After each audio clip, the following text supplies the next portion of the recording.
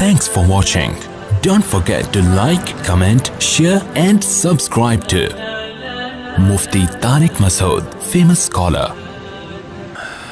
الحمد لله نحمده ونستعينه ونستغفره ونؤمن به ونتوكل عليه ونعوذ بالله من شرور أنفسنا ومن سيئات أعمالنا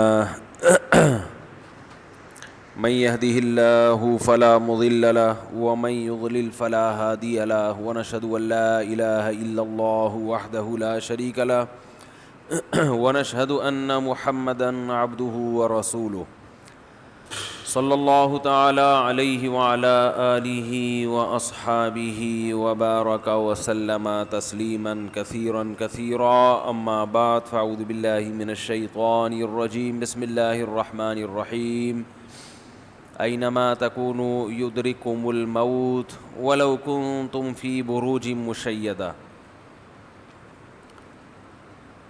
وقال النبی صلی اللہ علیہ وسلم الکیس من دان نفسه وعمل لما بعد الموت۔ پچھلے ہفتے ایک مضمون شروع کیا تھا کہ اللہ تعالیٰ کا قرآن مجید میں ارشاد ہے کہ ہر نفس نے موت کا ذائقہ چکھنا ہے۔ پھر میں نے اس پر بات کی تھی کہ قرآن مجید جب کوئی خبر دیتا ہے تو وہ خبر برائے خبر نہیں ہوتی، اس خبر کے اندر کوئی آرڈر چھپا ہوا ہوتا ہے۔ سمجھ رہے ہیں؟ خاص طور پہ ایسی خبر جو ہمیں پہلے سے معلوم ہو، اس خبر کو دینے کا کوئی فائدہ نہیں ہے۔ اس کے باوجود قرآن وہ خبریں اس لیے دے رہا ہے کہ اس خبر کے تقاضوں پہ ہم عمل نہیں کرتے تو اس خبر کے اندر آرڈرز چھپے ہوئے ہوتے ہیں۔ اب قرآن نے کہا ہر نفس نے موت کا ذائقہ چکھنا ہے، تو پہلے ہی پتہ ہے، وہ تو پہلے ہی پتہ ہے، سب کتابوں میں لکھا ہے۔ لیکن قرآن پھر بھی ہمیں یہ خبر ایک دفعہ نہیں کئی دفعہ دے رہا ہے کہ ہر نفس نے موت کا ذائقہ چکھنا ہے۔ اینما تکونوا یدرککم الموت، تم جہاں بھی چلے جاؤ موت تمہیں پکڑ لے گی۔ یعنی اللہ نے بتایا کہ موت تمہارے پیچھے بھاگتی ہے، موت ہمارے پیچھے بھاگتی ہے۔ تبھی لوگ کہتے ہیں نا اچھا بھلا ارادہ تھا اس کا اگلے دن آنے کا، ٹرین سے آنے کا پروگرام تھا، موت لکھی ہوئی تھی تو پی آئی اے میں بیٹھ گیا۔ کہتے ہیں نا لوگ موت لکھی ہوئی تھی تو کہاں بیٹھ گیا؟ پی آئی اے میں بیٹھ گیا، حالانکہ اس دن یہ ارادہ تھا، حالانکہ اس دن یہ ارادہ تھا۔ تو وہ پی آئی اے میں کیوں بیٹھا؟ موت نے اس کو گھسیٹ لیا۔ اب آپ کہیں گے پھر پی آئی اے پہ تو کیس بننا ہی نہیں چاہیے، تو پی آئی اے والوں کو کہاں پتہ تھا کہ اس کو موت گھسیٹ کے لا رہی ہے؟ وہ تو اپنے حساب سے غلط کر رہے تھے نا۔ اور سنا ہے پائلٹ پہ ڈال دیا سارا کہ وہ کووڈ-19 سے ٹینشن میں تھا، ٹینشن میں جہاز گرا دیا۔ جب مجھے کسی نے بتایا کہ پائلٹ پہ ڈال دیا ہے نا تو مجھے قرآن کی آیت یاد آئی، وَإِذَا الْمَوْءُودَةُ سُئِلَتْ بِأَيِّ ذَنبٍ قُتِلَتْ۔ قیامت کی اللہ نے جو ڈیفائن کیا ہے نا قیامت کو، اس میں بتایا کہ وہ دن ہوگا جس دن زندہ دفن کی ہوئی لڑکی سے خود اللہ پوچھے گا بتا تجھے کس جرم میں قتل کیا گیا۔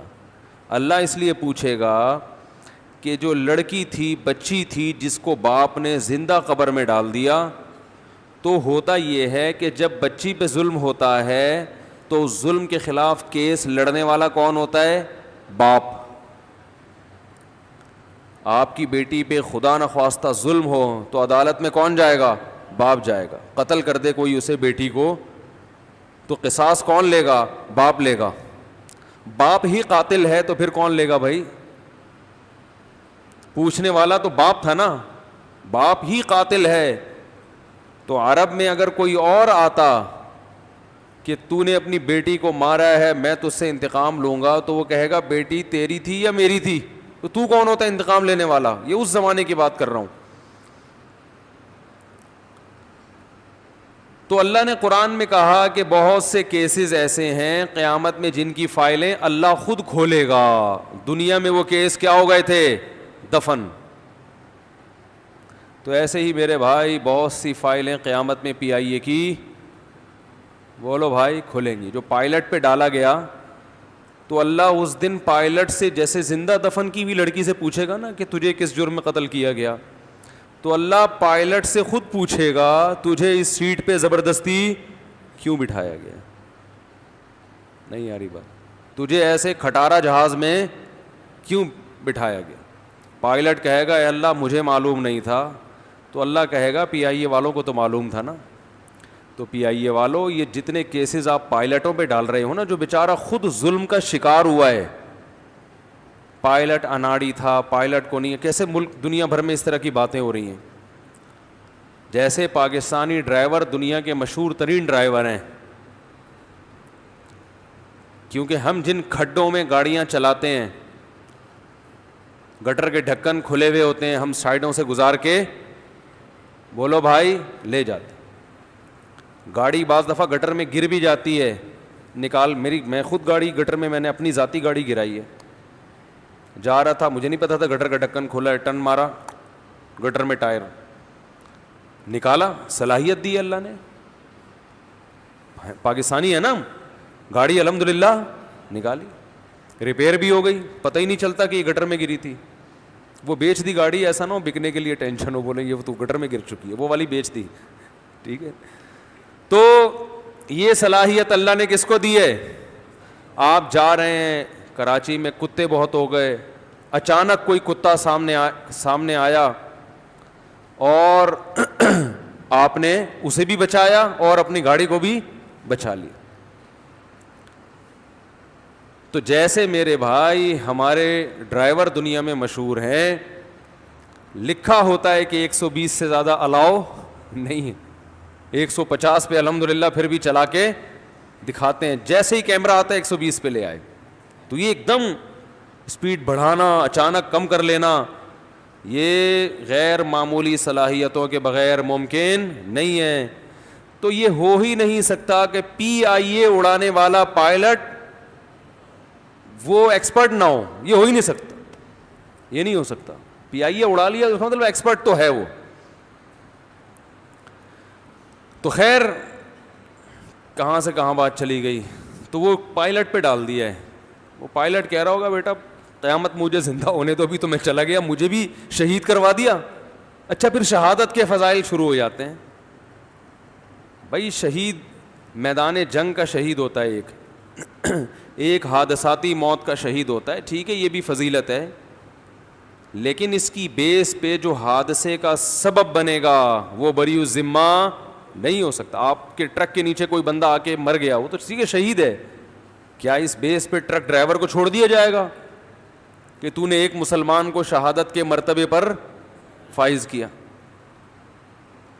تو بس آخرت میں بہت سی فائلیں کھلیں گی بھائی, پھر پتہ چلے گا جنید جمشید کیوں شہید ہوا, پائلٹ کی غلطی تھی, انجینئر کی غلطی تھی, یا پی آئی اے کے کی مینجمنٹ کی غلطی تھی, قیامت نہیں پتہ چلے گا.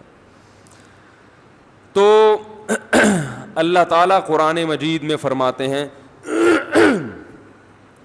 وَإِذَا أَيْنَمَا تَكُونُوا يُدْرِككُمُ الْمَوْتُ, تم کہیں بھی چلے جاؤ موت تمہارا پیچھا خود کرتی ہے, موت تو پیچھے بھاگتی ہے.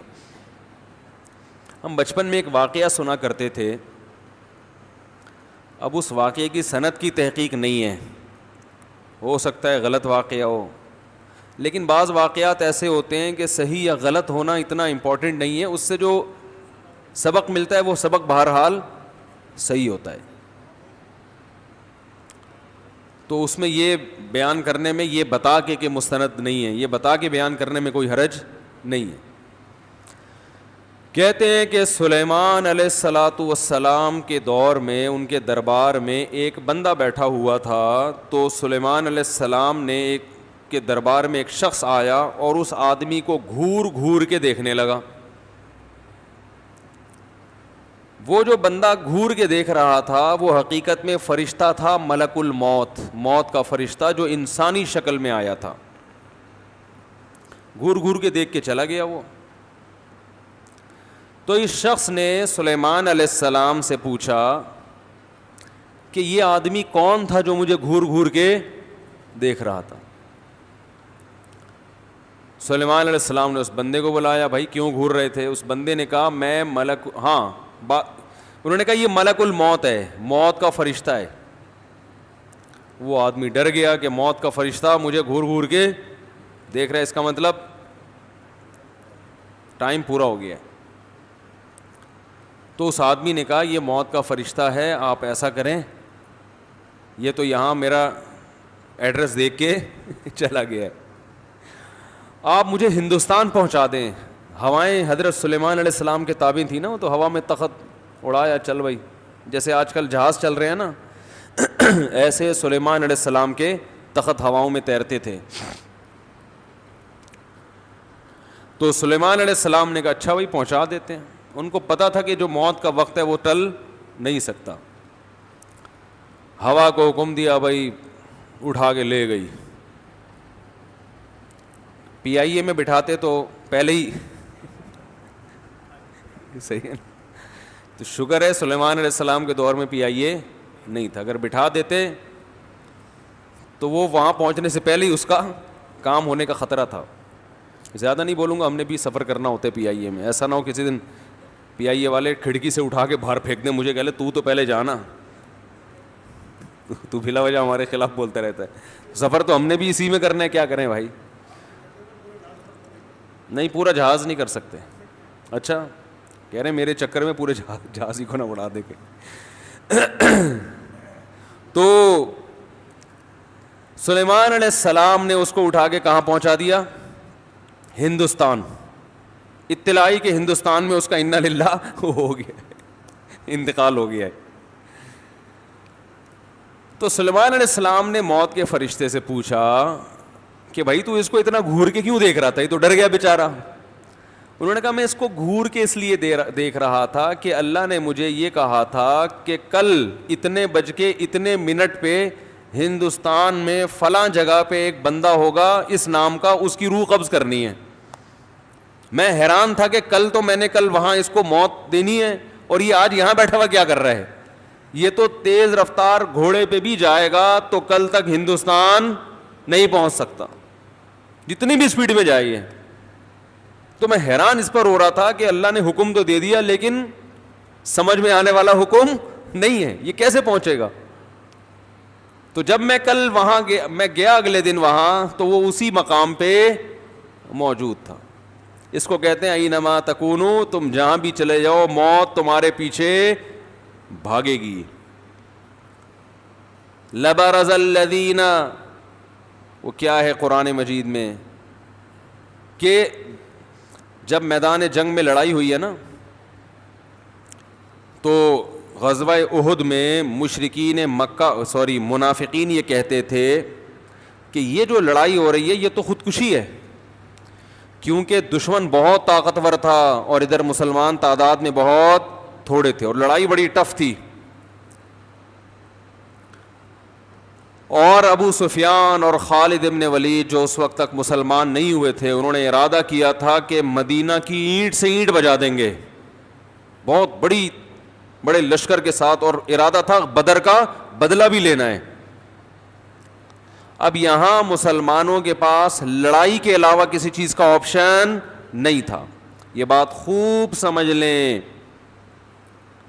کہ اسلام ہمیں اسباب اختیار کرنے کا حکم دیتا ہے, گراؤنڈ ریئلٹی کو دیکھ کر فیصلہ کرنے کا حکم دیتا ہے. اگر آپ بہت کمزور ہیں, دشمن بہت زیادہ طاقتور ہے, تو اسلام آپ کو لڑنے کی اجازت نہیں دیتا. کیونکہ لوگ نا حدیثوں کا غلط مطلب لیتے ہیں, اس لیے مجھے درمیان میں یہ حاشیے چڑھانے پڑتے ہیں. اجازت نہیں دیتا. لہذا یہاں توکل کرنا کہ ہم لڑیں گے, بس کوئی بات نہیں, شہادت پائیں گے اور مریں گے اور کوئی بات نہیں, اللہ ہے بس مدد کرے گا, وہ سب کچھ صحیح ہو جائے. نا نا نا نا, اللہ نے کہا پہلے اپنی اوقات دیکھو. کم سے کم قرآن کے الفاظ ہیں, ان یکم منکم مئۃ یغلبوا مئتین, کم سے کم طاقت کا توازن آدھا ہونا چاہیے. یعنی دشمن اگر 50,000 ہے تو آپ 25,000 سے کم نہیں ہو. دشمن کے پاس 1000 کلاشن کوفے ہیں تو آپ کے پاس کم از کم 500 ہونی چاہیے. ان کے پاس 1000 ٹینک ہیں تو آپ کے پاس کم از کم 500. اس سے کم ہے تو قرآن آپ کو لڑنے کی اجازت نہیں دے رہا.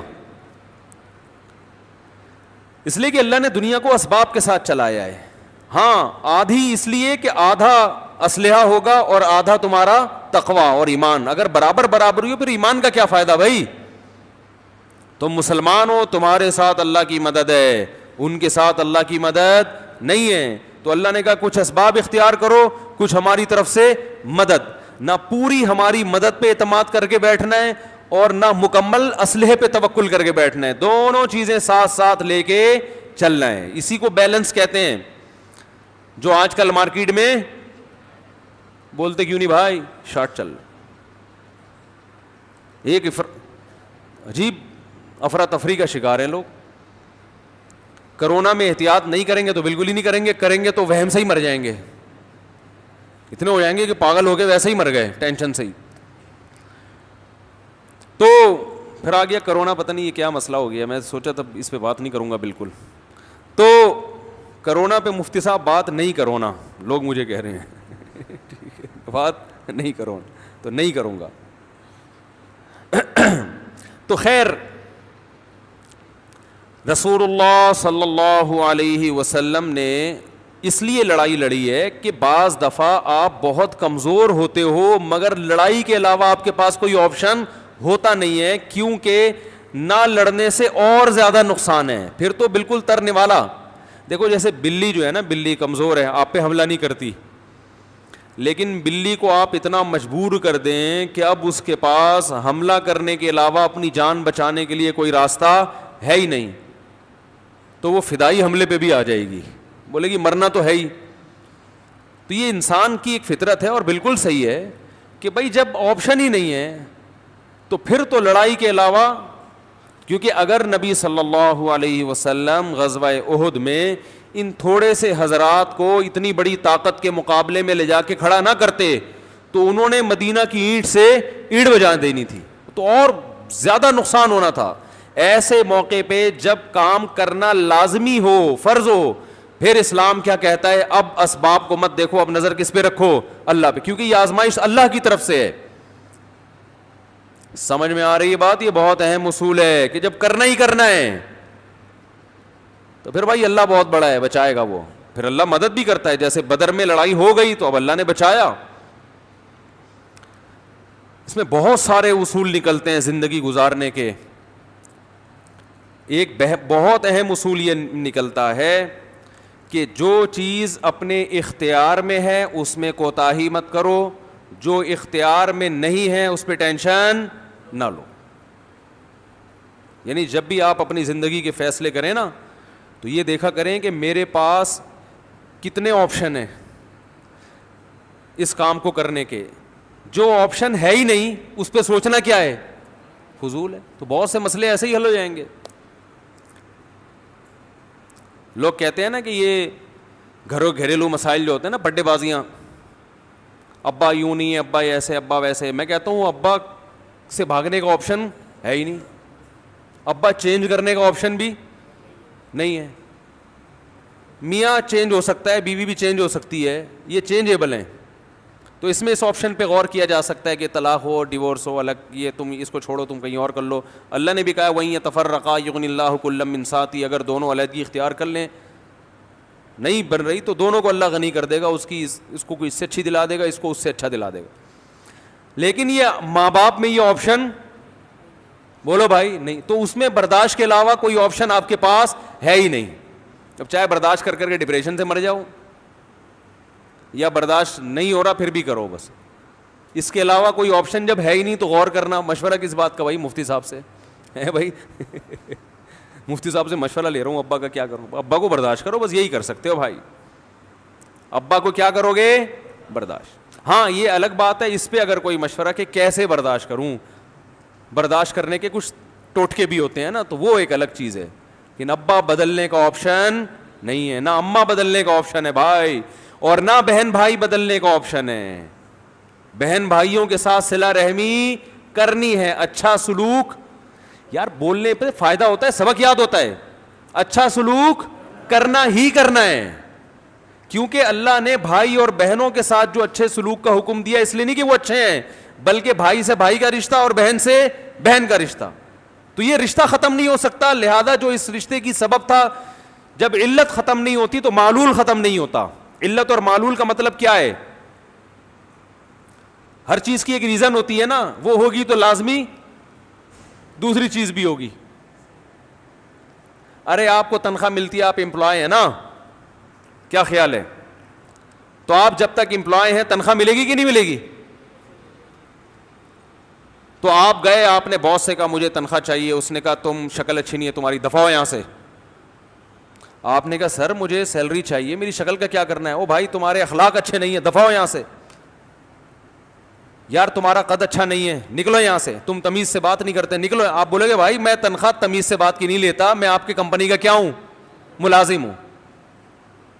میں نے تنخواہ شکل کی, وہ مسٹر, ایک تو مس ورلڈ ہوتی ہے, اس بندے کو کیا بولتے ہیں؟ Mister World. تو وہ ان کو ملتی ہوں گی فٹنس اور ان سب کے پیسے, کہ شکل اچھی ہے تو دلہن کو ملتے ہیں شکل کے پیسے. وہ ایک صاحب کی شادی ہوئی, قاضی صاحب نے نکاح پڑھایا, تو قاضی صاحب نے کہا میری فیس, تو دلہا نے کہا کتنی فیس بتائیں؟ قاضی صاحب نے کہا جتنی خوبصورت دلہن ہے اتنے پیسے دے دو. بھائی دلہن تو خوبصورت ہی ہوتی ہے نا, تو جتنی خوبصورت دلہن ہے, قاضی صاحب کا خیال تھا لاکھوں روپے دے گا, دلہن تو سبھی کو پسند آتی ہے. تو اس نے 10 روپے نکال کے دے دیے. قاضی کو بڑا غصہ آیا یار. قاضی نے ذرا دلہن کو جھانک کے دیکھا, 5 روپے واپس کر دیے.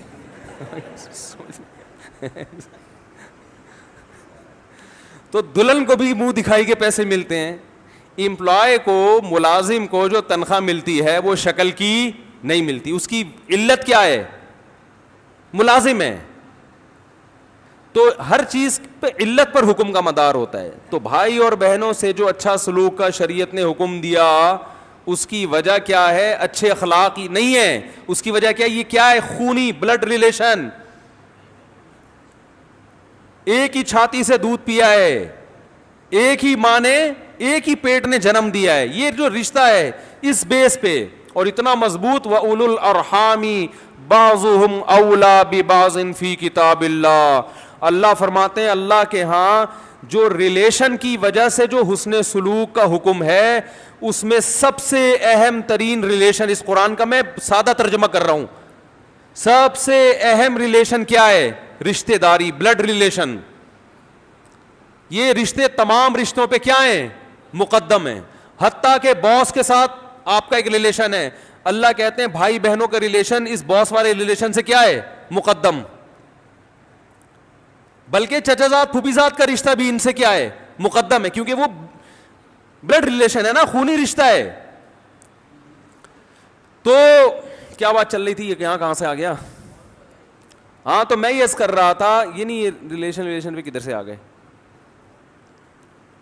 تو خیر اللہ نے قرآن میں کیا فرمایا کہ جہاں, ہاں وہ سلیمان علیہ السلام نے اس کو ہندوستان بھیجا, وہ فرشتہ کہاں پہنچ گیا؟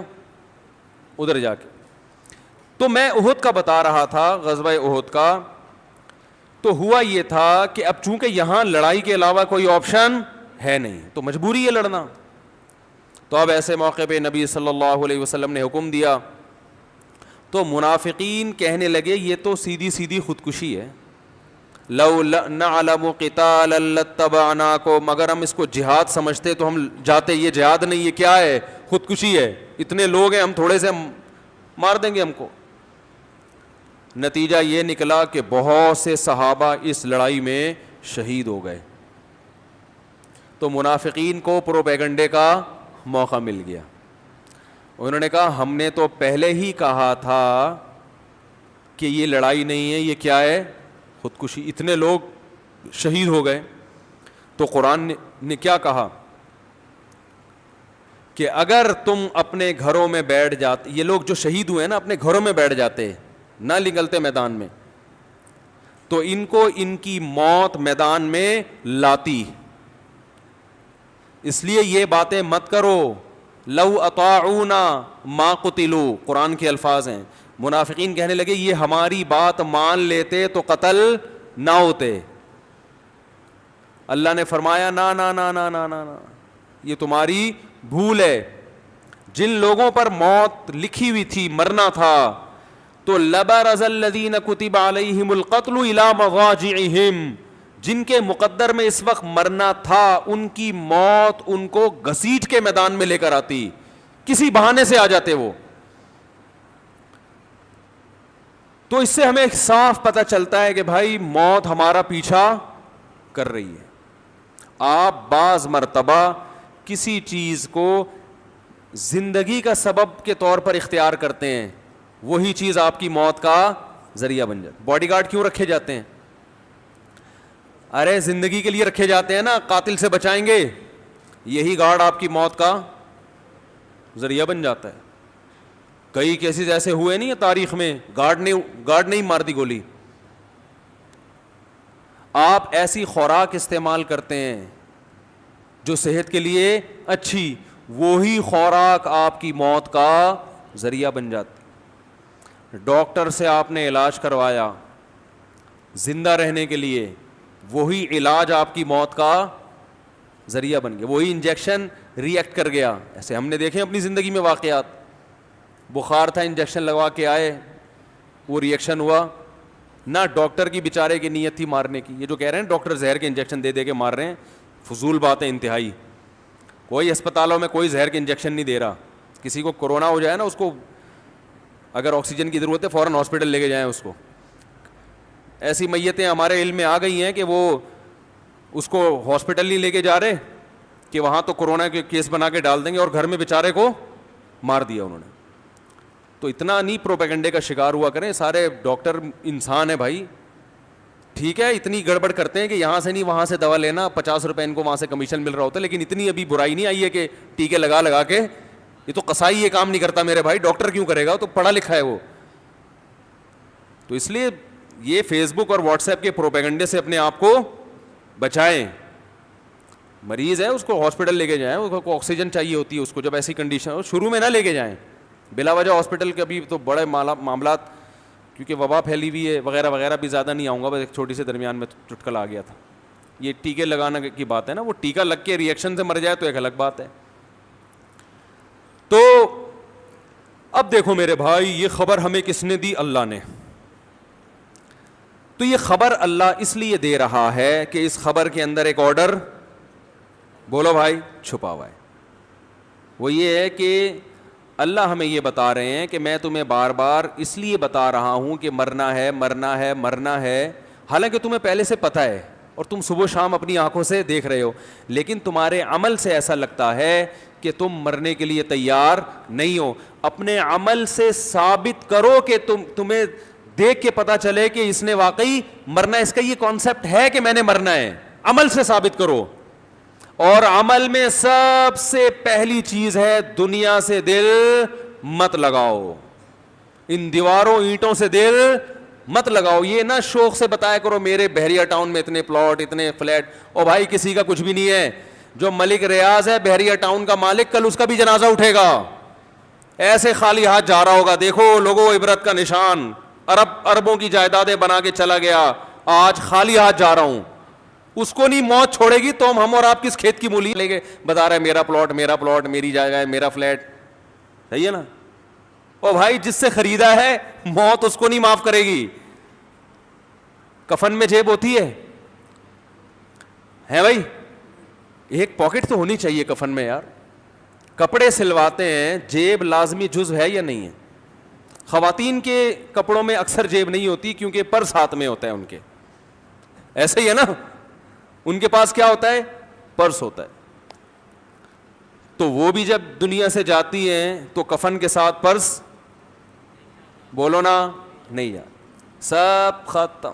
بڑے بڑے آئے دنیا میں, بڑے بڑے آئے ہیں, ایسے آئے کہ ہم تصور نہیں کر سکتے. قارون جیسے لوگ آئے, سکندر اعظم آیا, جب مرنے لگا نا تو اس نے راستے میں ہی موت ہو گئی تھی بیچارے کی سفر میں. تو موت بھی عجیب چیز ہے کہ یہ بھی نہیں دیکھتی کہ بندے کو گھر تو پہنچنے دو. دیکھو سلیمان علیہ الصلاۃ والسلام کی اللہ نے بہت تعریف کی ہے کہ دنیا بھی دی ہم نے ان کو, دین بھی دیا. دین تو سارے پیغمبروں کو ملا, مگر سلیمان علیہ السلام کو جیسی دنیا ملی ایسی نہ ان سے پہلے کسی کو ملی نہ ان کے بعد کسی کو ملے گی. اتنی دنیا اللہ نے سلیمان علیہ السلام کو دی کہ سلیمان علیہ السلام نے اللہ سے دعا مانگی تھی, اللہ مجھے ایسی بادشاہت دے کہ میرے بعد کسی کو نہ ملے. تو بس یہ تو انتہا ہو گئی نا بھائی, قیامت تک کسی کو نہ ملے ایسے, پاکستان کے کسی صدر کو بھی نہ ملے, ایسی حکومت چاہیے. حکومت مراد یعنی اتنے وسائل چاہیے.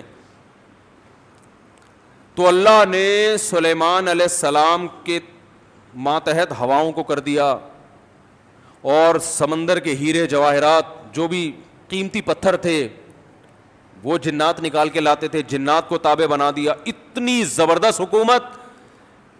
لیکن موت کا منظر بڑا عجیب. میں پہلے سوچتا تھا یا اللہ تو نے سلیمان علیہ السلام کو اس طرح سے کیوں موت دی ہے؟ لاٹھی ہاتھ میں, اپنی شاہی کرسی پہ بیٹھے ہوئے, اور جنات کے ذریعے تعمیرات کروا رہے ہیں عمارتوں کی, اور جنات بہت ٹینشن میں, کیونکہ جن کسی کے قابو, یہ جو عامل کہتے ہیں نا جن ہمارے قابو میں, اصل میں یہ جنات کے قابو میں ہوتے ہیں. جنات ان کا کان مڑ ہوتے ہیں, اب یہ منتر پڑھ, چل اب یہ کر. جن ان کے قابو میں نہیں ہوتے. وہ تو سلیمان علیہ السلام کا معجزہ تھا کہ جنات کو قابو میں لے لیا انہوں نے. یہ کہاں سے, یہ کیا ان میں کون سے کچھ کیوں قابو آئیں گے؟ جن بولیں گے تم ہو کیا, تمہاری اوقات کیا ہے؟ جنات کوئی چھوٹی موٹی مخلوق تھوڑی ہے, عمریں لمبی ہوتی ہیں جنات کی. ایک آدمی گیا فلیٹ میں, کسی نے بتایا یہ خالی فلیٹ ہے, اس میں جنات بھوت ہیں, نہیں جا. اس نے کہا کوئی جن ون نہیں ہوتا. وہ خالی پڑا ہوا تھا بہت عرصے سے. وہ کہتے ہیں نا خالی عمارتوں میں جن بھوت آ جاتے ہیں. تو بہت عرصے سے خالی پڑا ہوا تھا, ان کو فنٹر بننے کا شوق تھا. لوگوں نے کہا بھائی نہیں جا, اس میں بھوت ہیں. اس نے کہا کوئی بھوت نہیں ہوتا. گیا, دروازہ نوک کیا, آواز آئی کون؟ کہنے لگا میں فلاں صاحب ہوں, آپ یہاں رہ رہے ہیں, میں نے سنا یہاں جنات ہیں, دروازہ کھولیے. اس نے دروازہ کھولا, عجیب سی گول گول آنکھیں. کہا بھائی میں نے سنا یہاں جنات ونات ہیں. کہہ رہے نہیں ایسی بکواس ہے, میں تو 500 سال سے رہ رہا ہوں, مجھے تو آج تک کوئی نظر نہیں آیا. کہنے لگا میں تو 500 سال سے رہ رہا ہوں, مجھے تو ابھی تک کوئی نظر نہیں. یہ بے ہوش, یہی جن تھا بھائی, 500 سال سے انسان تو نہیں رہ سکتا. اچھا یہ عامل لوگ نا یہاں بیوقوف بناتے ہیں. ہم نے صحابی جن کو دیکھا ہے, کیونکہ جب یہ سنتے ہیں نا کہ جنات کی عمریں لمبی, تو 1400 سال پرانا جن بھی نکال کے لے آئیں گے. یہ الو بنانے کے علاوہ کچھ بھی نہیں ہے. صحابی جن کو دیکھا ہم نے, تابعی جن کو دیکھا ہم نے, اس جن کو دیکھا جس نے حضرت علی کی صحبت اٹھائی, سب بکواس کرتے ہیں. اور بعض ہمارے نیک لوگ بھی ان سے متاثر ہو جاتے ہیں, بڑے علماء بھی بعض ان سے متاثر ہو جاتے ہیں. ہمارے ہاں کسی چیز سے متاثر ہونے کے لیے بس اتنا کافی ہے کہ امکان کے درجے میں صحیح ہو.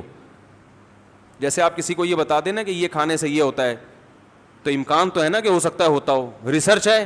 ریسرچ نہیں ہے بھائی, امکان کافی ہوتا ہے ہمارے ہر چیز. حالانکہ کسی بھی دعوے کے لیے امکان, بھائی میں دعویٰ کروں اس نے میرے 1 لاکھ روپے لیے ہیں, اگلا کہہ رہا ہے کیا دلیل ہے, میں کہتا ہوں ممکن تو ہے نا کہ تم نے لیے ہوں,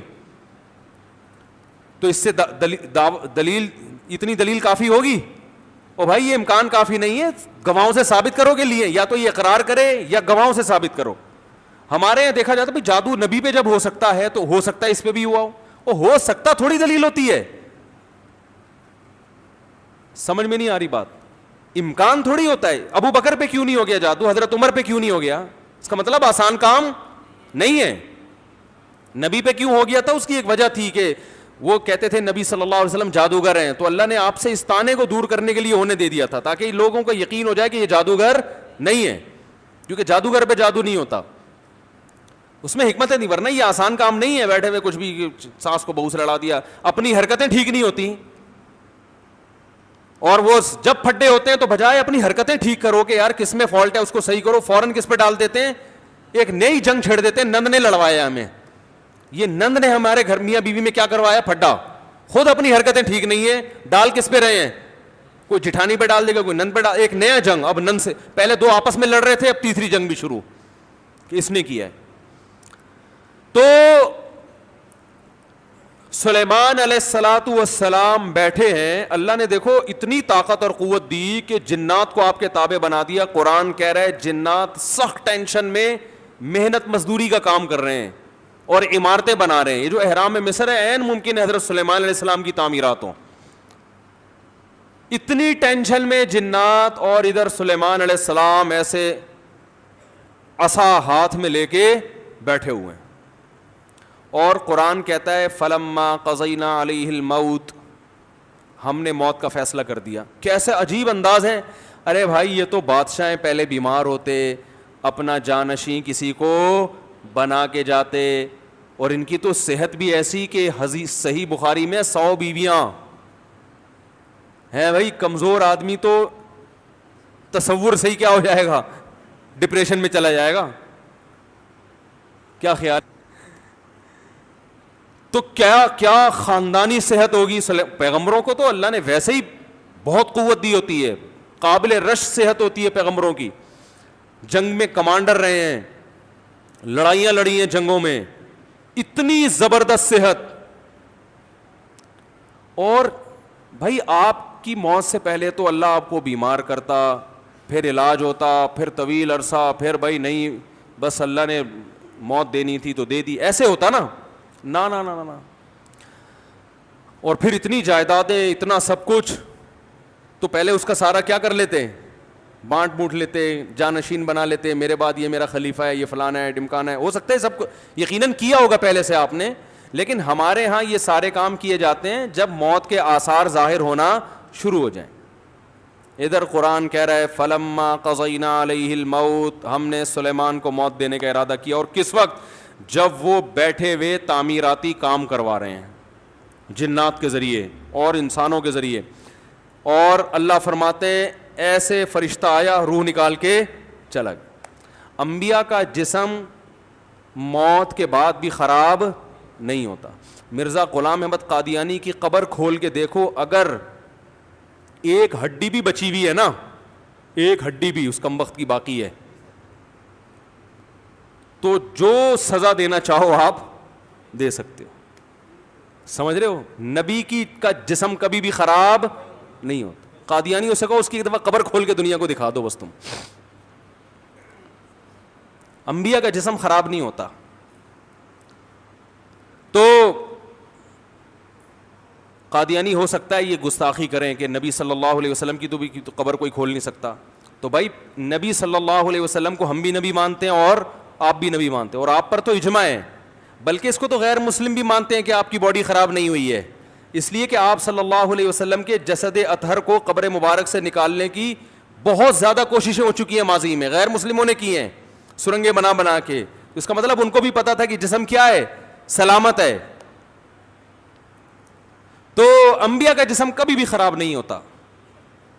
تو قرآن کہہ رہا ہے ادھر ٹیک لگا کے بیٹھے ہوئے ہیں سلیمان علیہ السلام، جسم سے روح نکلی ہے، اور پتہ نہیں کتنے دنوں تک اسی طرح ایسے ہی رہے ہیں وہ چونکہ اس طرح سے ٹیک لگی ہوئی تھی کہ گرے نہیں ہیں۔ اب دیمک نے کھانا شروع کیا سلیمان علیہ السلام کی لاٹھی کو، ما دلہم علی موتہ الا دابۃ الارض تأکل من سأتہا، اللہ فرماتے ہیں زمین پر رینگنے والے کیڑے نے جب لاٹھی کو کھانا شروع کیا ہے، تو کتنے دن لگتے ہیں کیڑے کو لاٹھی کو کھانے میں، تو جب لاٹھی کو اتنا کھا لیا کہ بیلنس آؤٹ ہو گیا تو سلیمان علیہ الصلوۃ والسلام زمین پر گر پڑے۔ پھر جنات کو پتا چلا کہ بھائی ان کا تو بہت دن پہلے انتقال ہو چکا ہے، اللہ فرماتے ہیں کہ اگر جنات کو پہلے سے پتا ہو جاتا کہ ان کی موت واقع ہو چکی ہے، ما لبثوا فی العذاب المہین، تو اتنی سخت ٹینشن میں جو انہوں نے دن گزارے اس ٹینشن میں وہ دن نہیں گزارتے.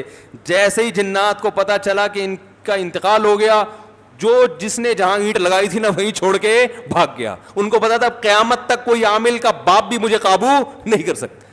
جو کنسٹرکشن کا کام جہاں تک تھا نا وہیں سے جنات نکل لیے. ورنہ سلیمان علیہ السلام 2-4 عاملوں کے ذمے لگا کے چلے جاتے، بھائی میں کسی بھی وقت دنیا سے جا چکا ہوں، جا سکتا ہوں، تو ان کو ذرا پکڑ کے واپس لانا، جو 2-4 اینٹیں رہ گئی وہ تو لگا دیں. ہیں بھائی، یہ قرآن کے الفاظ بیان کر رہا ہوں. ما لبثوا فی العذاب المہین.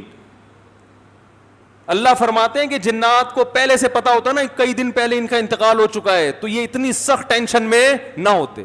وہ تو یہی دیکھ رہے ہیں ہماری نگرانی کر رہے ہیں ایسے، کیونکہ چہرہ بھی بالکل اسی طرح، چہرے پہ رونق اسی طرح جیسے زندگی کے آثار ہوتے ہیں، بالکل وہی کنڈیشن. سوال پیدا ہوتا ہے، دیکھو اللہ کے ہر کام میں حکمت ہوتی ہے کہ نہیں ہوتی؟ دیکھو ہمارے نبی صلی اللہ علیہ وسلم نے میدان جنگ میں شہادت کی بہت تمنا کی ہے، لیکن آپ کو میدان جنگ میں شہادت نہیں ملی کیونکہ حکمت کے خلاف ہو جاتا. لَوَدِدتُّ أَنْ أُقْتَلَ فِي سَبِيلِ اللَّهِ ثُمَّ أُحْيَا ثُمَّ أُقْتَلَ ثُمَّ أُحْيَا ثُمَّ أُقْتَلَ ثُمَّ أُحْيَا ثُمَّ أُقْتَلَ. آپ صلی اللہ علیہ وسلم نے فرمایا میری یہ خواہش ہے، میری یہ چاہت ہے. لَوَدِدتُّ کا معنی ہوتا ہے بہت زیادہ چاہت. لَأَحْبَبْتُ نہیں فرمایا، لَوَدِدتُّ. مودت محبت سے اوپر کا درجہ ہے. میری بے پناہ خواہش ہے کہ میں اللہ کے راستے میں اقتلو، قتل کر دیا جاؤں، پھر زندہ کیا جاؤں، پھر اللہ مجھے میدان جنگ میں جانے کا موقع دے، پھر قتل کیا جاؤں، پھر زندہ کیا جاؤں، پھر قتل کیا جاؤں، پھر زندہ کیا جاؤں، پھر قتل کیا جاؤں. یعنی یہ شہادت اتنی پیاری چیز ہے کہ مجھے ایک دفعہ نہیں چاہیے، کم سے کم 4 دفعہ چاہیے. یہ جتنی تمنا نبی صلی اللہ علیہ وسلم کی. ظاہر ہے آپ خود دیکھو، جو اللہ کے لیے جان دے رہا ہو اور وہ ربی غیرت والا ہو تو وہ چھوڑ دے گا ایسے ہی؟ جان دینے سے بڑھ کر دنیا میں کوئی قربانی نہیں ہے. لوگ دعویٰ کرتے ہیں نا محبوب کے لیے کہ میں تمہارے لیے جان دے سکتا ہوں، یہ سب سے بڑا دعویٰ ہوتا ہے. دے نہیں سکتا وہ. محبوبہ کے چہرے پہ تھوڑی سی جھریاں آنے دو، پھر دیکھو کیا، پھر یہ جو 500 روپے بیلنس کے لیے دے رہا ہے یہ بھی نہیں دے گا. لیکن جو اللہ کے لیے جان دے گا میرے بھائی، تو اللہ تو جواد اور کریم بھی ہے، وہ تو تھوڑے پہ بہت نوازتا ہے. تو اللہ کے نبی نے فرمایا ایک دفعہ شہادت نہیں چاہیے، اتنی قیمتی چیز ایک دفعہ. اور نبی صلی اللہ علیہ وسلم نے فرمایا دیکھو، اس لیے میں کہتا ہوں جو بارڈر پہ ہمارے فوجی لڑ رہے ہیں نا، ان کی قدر کیا کرو. یہ ہماری زندگیوں کے محافظ ہیں. جو ہمارے ملک کے محافظ ہیں وہ ہمارے ایمان کے اور ہمارے دین کے محافظ ہیں یا نہیں ہیں؟ تو کافر تو کھا کے ختم کر دے ہمیں 2 منٹ کے اندر. جو شہادت دینے والا ہے اس کو ہلکا مت سمجھو. جو بھی جہاں بھی اللہ کے لیے لڑ رہا ہے، مسلمانوں کا دفاع کر رہا ہے، اللہ کے ہاں اس کا مقام ہلکا نہیں ہے، بہت بڑا مقام ہے. ہم تو باتیں کر رہے ہیں، جو پریکٹیکلی کہیں بھی ہو دنیا میں جو بھی اللہ کے لیے لڑ رہا ہے تو اللہ کی نظر میں اس کا مقام کم نہیں ہے، بہت بڑا مقام ہے. تو نبی صلی اللہ علیہ وسلم نے فرمایا قیامت کے دن شہید کو لایا جائے گا، اسے جنت کی نعمتیں دی جائیں گی. اللہ اس سے پوچھیں گے بچا تجھے کچھ اور چاہیے؟ وہ کہے گا اللہ تو نے ساری نعمتیں مجھے دے دیں، جنت میں حوریں مل گئیں، شہد کی نہریں مل گئیں، دودھ کی نہریں مل گئیں، اور کیا چاہیے؟ الم تبیض وجوہنا، تو نے ہمارے چہروں کو کیا کر دیا؟ سفید. اللہ کہے گا پھر بھی؟ تو کہے گا ایک تمنا ہے اگر تو دے سکتا ہے. یعنی دے سکتا کا مطلب تیرے قانون کا حصہ ہے کہ تو وہ دے گا لوگوں کو. وہ تمنا یہ ہے کہ اللہ دنیا میں دوبارہ بھیج، دوبارہ تیری راہ میں لڑوں اور دوبارہ قتل کیا جائے مجھے، کیونکہ جو تیری راہ میں مرنے کی لذت تھی وہ لذت جنت میں حاصل نہیں ہو رہی. وہ ایک الگ ہی چیز ہے نا. یہ احساس انسان کو بڑا کر دیتا ہے کہ میں کس کے لیے جان دے رہا ہوں؟ اللہ کے لیے. تو وہ مزہ نہیں ہے. یہ جسمانی لذتیں ہیں جو جنت میں آ رہی ہیں، وہ لذت تھی روحانی، وہ لذت نہیں ہے. تو 4 دفعہ نبی صلی اللہ علیہ وسلم نے شہادت کی تمنا کی ہے کہ بار بار یہ عمل ہو, اور آخر ختم کس پر کیا؟ ثم اقتل. ہم ہوتے ہم کہتے ہیں اللہ میرا دل چاہتا ہے میں تیری راستے میں قتل کیے جاؤں, پھر شہید کیے جاؤں, پھر قتل کیے جاؤں, قتل کیے جاؤں, پھر زندہ کیے جاؤں, پھر قتل کیے جاؤں, پھر زندہ کیے جاؤں, پھر قتل کیے جاؤں, پھر زندہ کیے جاؤں, پھر قتل کیے جاؤں, پھر زندہ کر کے چھوڑ دیا جاؤں. اینڈ کہاں ہوتا ہمارا بھائی ہے بھائی کہ پھر 4 دفعہ شہادت کا ثواب حاصل کر کے پھر اپنی لائف کو میں کیا کروں گا بھائی, انجوائے کروں گا. نا نا نا نا نا, نبی نے ختم کہاں کیا؟ بولو بھائی, قتل پہ. اینڈ کیا ہونا چاہیے؟ تیری راہ میں قتل, تیری راہ میں قتل, انجام یہاں ہونا چاہیے. اس کے باوجود آپ صلی اللہ علیہ وسلم کو میدان جنگ میں شہادت نہیں ملی. آپ کی موت شہادت سے ہی ہوئی ہے, اس لیے کہ وہ یہودی نے زہر پلایا تھا تو اس کے آثار تھے کہ آخر وقت میں آپ پر بخار آیا. لیکن جو میدان جنگ کی شہادت ہوتی ہے نا, جس کی نبی تمنا کر رہے ہیں, وہ والی شہادت نہیں ملی. کیوں؟ حکمت تھی کہ اگر آپ کی میدان جنگ میں شہادت ہوتی تو غیر مسلم کافر یہ کہتے کہ آپ اپنے مشن کو مکمل کیے بغیر دنیا سے چلے گئے. تو آپ آخری نبی ہیں, آخری نبی جب تک اپنے مشن کو مکمل نہیں کر لیں گے تو اس وقت تک آپ پر موت واقع نہیں ہو سکتی. اور یہ طبعی موت میں ہو سکتا ہے, کیونکہ جب طبعی طور پر انسان کی موت واقع ہوتی ہے اس کو وصیت کا موقع ملتا ہے, اسے سب جو ہے نا سارے کام کرنے کا, سمیٹنے کا موقع ملتا ہے. تو وہ تو نبی اگر میدان جنگ میں شہید ہوتے تو بھی سارے کام پہلے کمپلیٹ کر لیتے, لیکن ایک شک ہو سکتا تھا غیر مسلموں کو, تو اللہ نے وہ شک کے راستے بھی کیا کر دیے, ختم. کہ آپ کو کئی دن بیمار کیا گیا, جو جو وصیتیں آپ نے کرنی تھی کر لی, اور ہمیں اطمینان ہو گیا کہ اب جو کام رسول اللہ صلی اللہ علیہ وسلم نے کرنا تھا, جو وصیتیں کرنی تھی کہ میرے بعد میرا جانشین کون ہوگا, اور وہ ساری فائلیں آپ صلی اللہ علیہ وسلم کمپلیٹ کر کے گئے ہیں, سارے کام مکمل کر کے گئے ہیں. نماز میں آخری دنوں میں جب آپ بیمار ہوئے تو آپ نے حکم دیا کہ ابو بکر کو کہو وہ نماز پڑھائیں. اس میں اشارہ تھا کہ میرے بعد جانشین کون ہے. دیکھو سفر میں آپ صلی اللہ علیہ وسلم قضائے حاجت کے لیے گئے, جماعت کا وقت ہو گیا تو دوسرے صحابی نے نماز پڑھا دی, ایسا ہوا ہے؟ ابی ابن کعب رضی اللہ تعالیٰ نے نماز پڑھائی, لیکن یہ نماز یہ اپنا مسلح حوالے کرنے والی نماز نہیں تھی. یہ تو کوئی بھی امام کی جگہ کھڑا ہو سکتا ہے نا, امام کو کوئی عذر ہے. سفر میں ایسا ہے, آپ صلی اللہ علیہ وسلم سفر میں قضائے حاجت کے لیے تشریف لے گئے, پیچھے نماز کا ٹائم تھا تو حضرت ابی ابن کعب نے نماز پڑھائی, اور جب نبی تشریف لائے تو انہی کی اقتدا میں آپ نے نماز بھی پڑھی. مگر اس سے یہ ثابت نہیں ہوتا کہ آپ کے بعد آپ کے جانشین کون ہیں, یہ صحابی ہیں, نا نا نا. لیکن جب مرض موت میں مستقل امام بنانے کی ضرورت ہے کہ اب آپ بیمار ہو گئے ہیں, تو صحابیات کہہ رہی ہیں, نبی نے فرمایا مرو ابا بکر فلیصلی بالناس, ابو بکر سے کہو کہ لوگوں کو نماز پڑھائیں. صحابیات نے کہا, امی عائشہ نے کہا یا رسول اللہ میرے والد ابو بکر کمزور دل کے نرم دل کے ہیں, وہ آپ کے مصلی پہ آپ کو غیر موجود دیکھ کر برداشت نہیں, عمر سے کہہ دیں وہ پڑھا دیں, وہ کیا ہے مضبوط, وہ پڑھا دیں گے.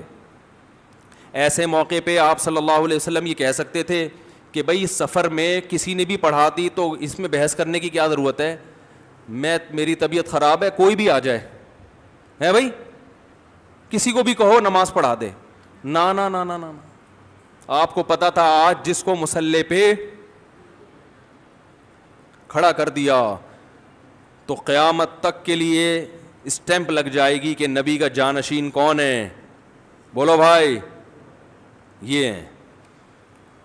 تو آپ صلی اللہ علیہ وسلم نے فرمایا نا نا نا ابو بکر سے کہو. پھر امی عائشہ نے فرمایا, حالانکہ امی عائشہ کو تو خوش ہونا چاہیے نا, ان کے تو والد ہیں, لیکن وہ دیکھ رہی ہے کہ رقیق القلب ہیں, اور اللہ کے نبی ابو بکر کے علاوہ کسی اور کو قبول, بولو بھائی نا.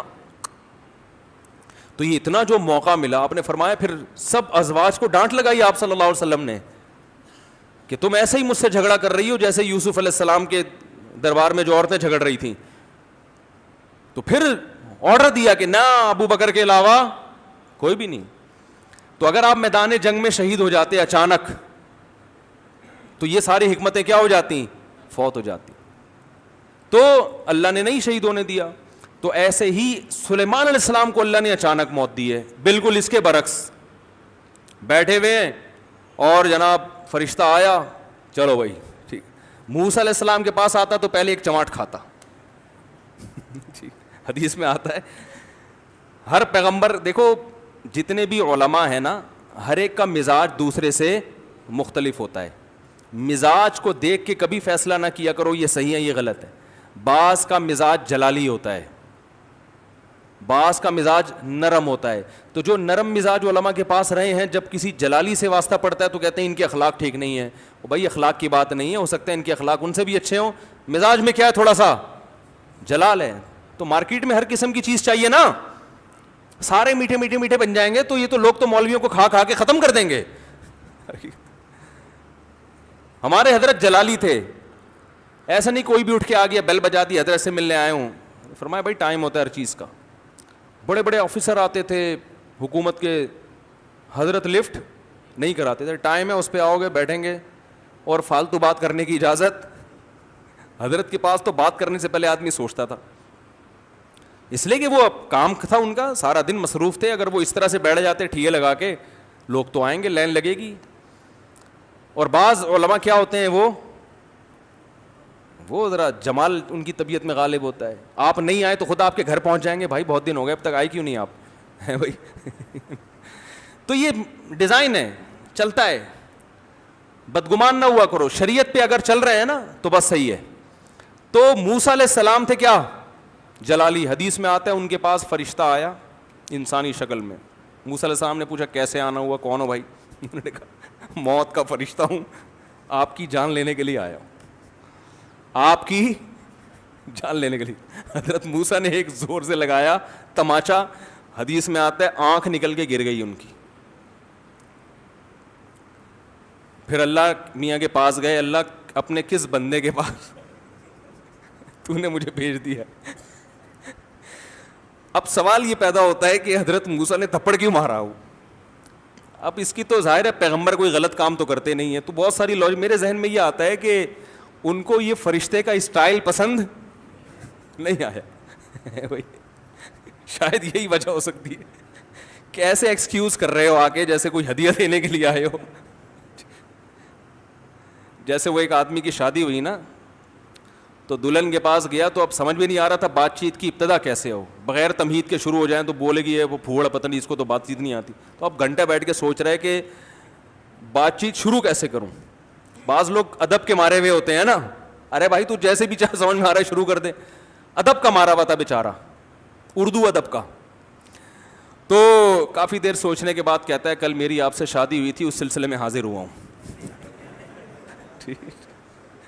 کل میری آپ سے شادی ہوئی تھی, اس سلسلے میں حاضر ہوا.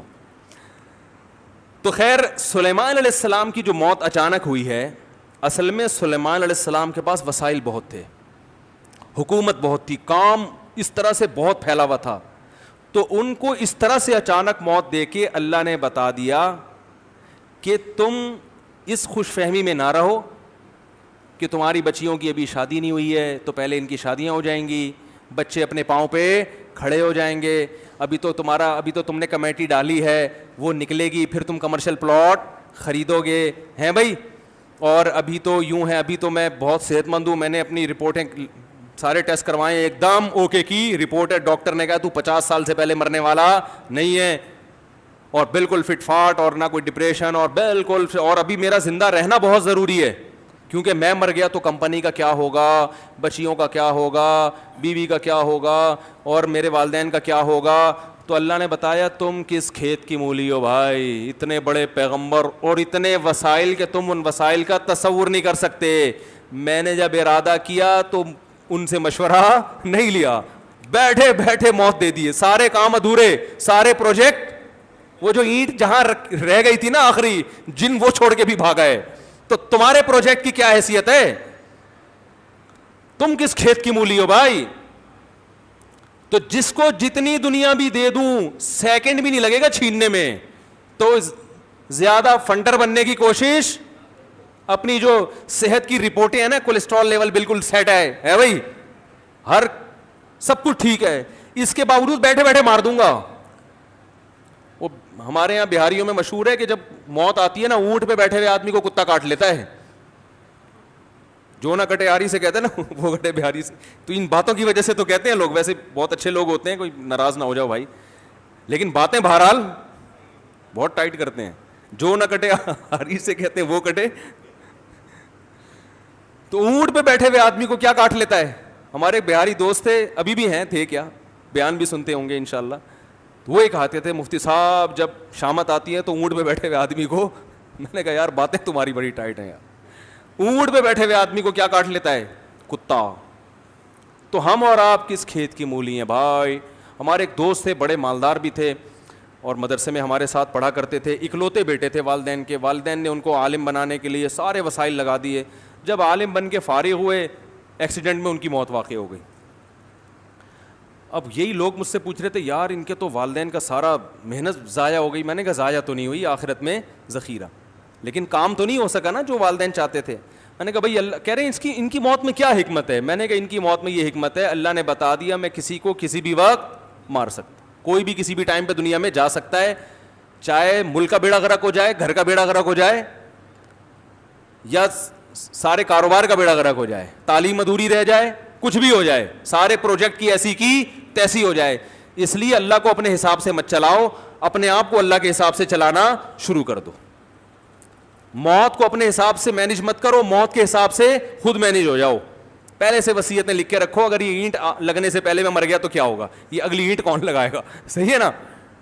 تو ہم لوگ موت کو مانتے ہیں, موت کے لیے تیار نہیں ہیں. اسی میں ایک اہم بات جو بس میں کر کے پھر باقی چھوٹی سی بات جمعے کی نماز کے بعد کروں گا انشاءاللہ.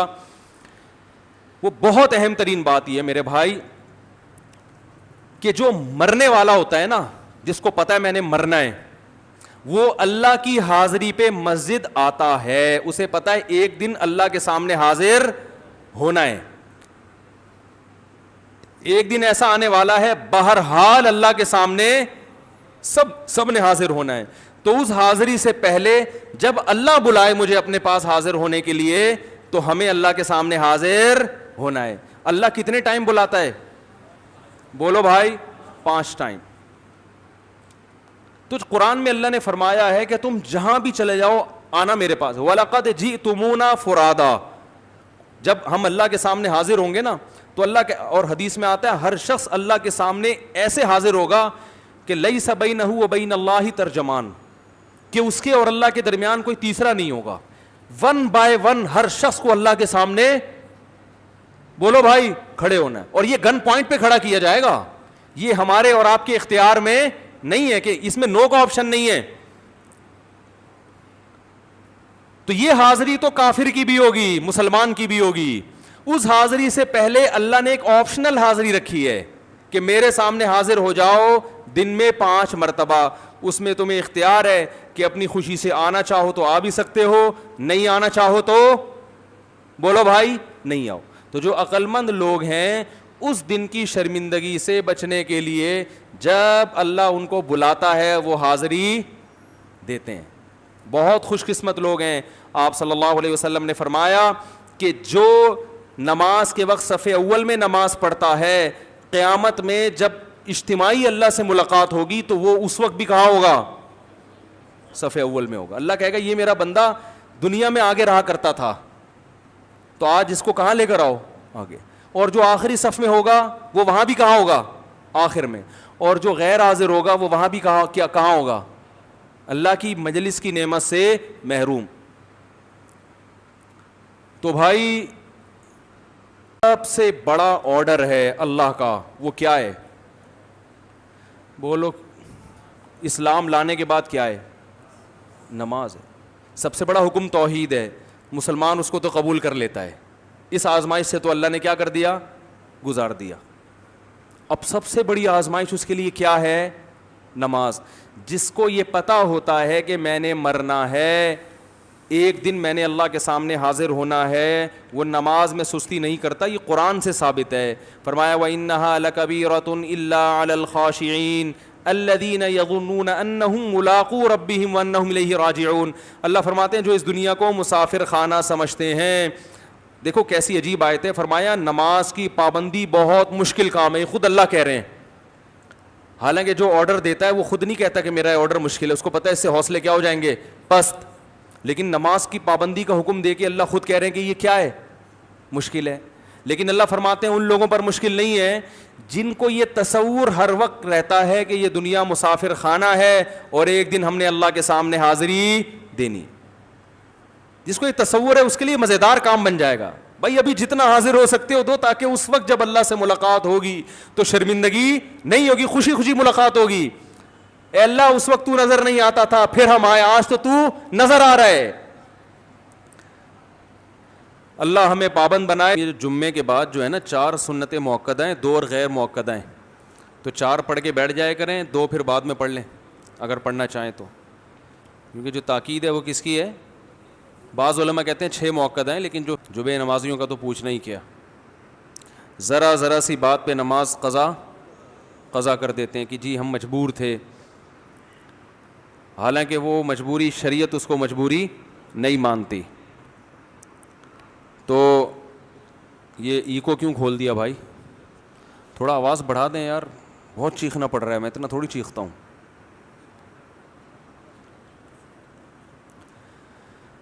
دیکھو نماز میں نا ایک نماز ایسی ہے جو پابندی سے پڑھ لو گے تو باقی ساری نمازیں خود بخود کنٹرول میں آ جائیں گی, اور وہ ہے فجر کی نماز. فجر میں تکبیر اولیٰ کی پابندی کر لیں, ظہر عصر مغرب عشاء خود بخود پابندی ہو جائے گی, کیونکہ سب سے مشکل نماز کون سی ہے, فجر کی نماز. فجر میں حاضری نہیں ہوتی لوگوں کی, 2-3 صفیں ہوتی ہیں, وہ بھی آج کل کھلے ڈلے کھڑے ہو رہے ہیں, تو اس میں درمیان میں کیا ہو گیا. میں لڈن جعفری ہوتا نا, اٹھا کے پھینک دیتا ایسے کر کے. شکر کریں میں لڈن جعفری نہیں ہوں, ان کو بہت غصہ آتا ہے. اچھا, ہر ایک کا اپنا انداز ہوتا ہے بھائی, کسی کی توہین مقصد نہیں ہے, لیکن ہر ایک کا اسٹائل اپنا ہوتا ہے. اچھا بھائی جلدی کر لو یار, یہ غصہ دلا رہے ہیں.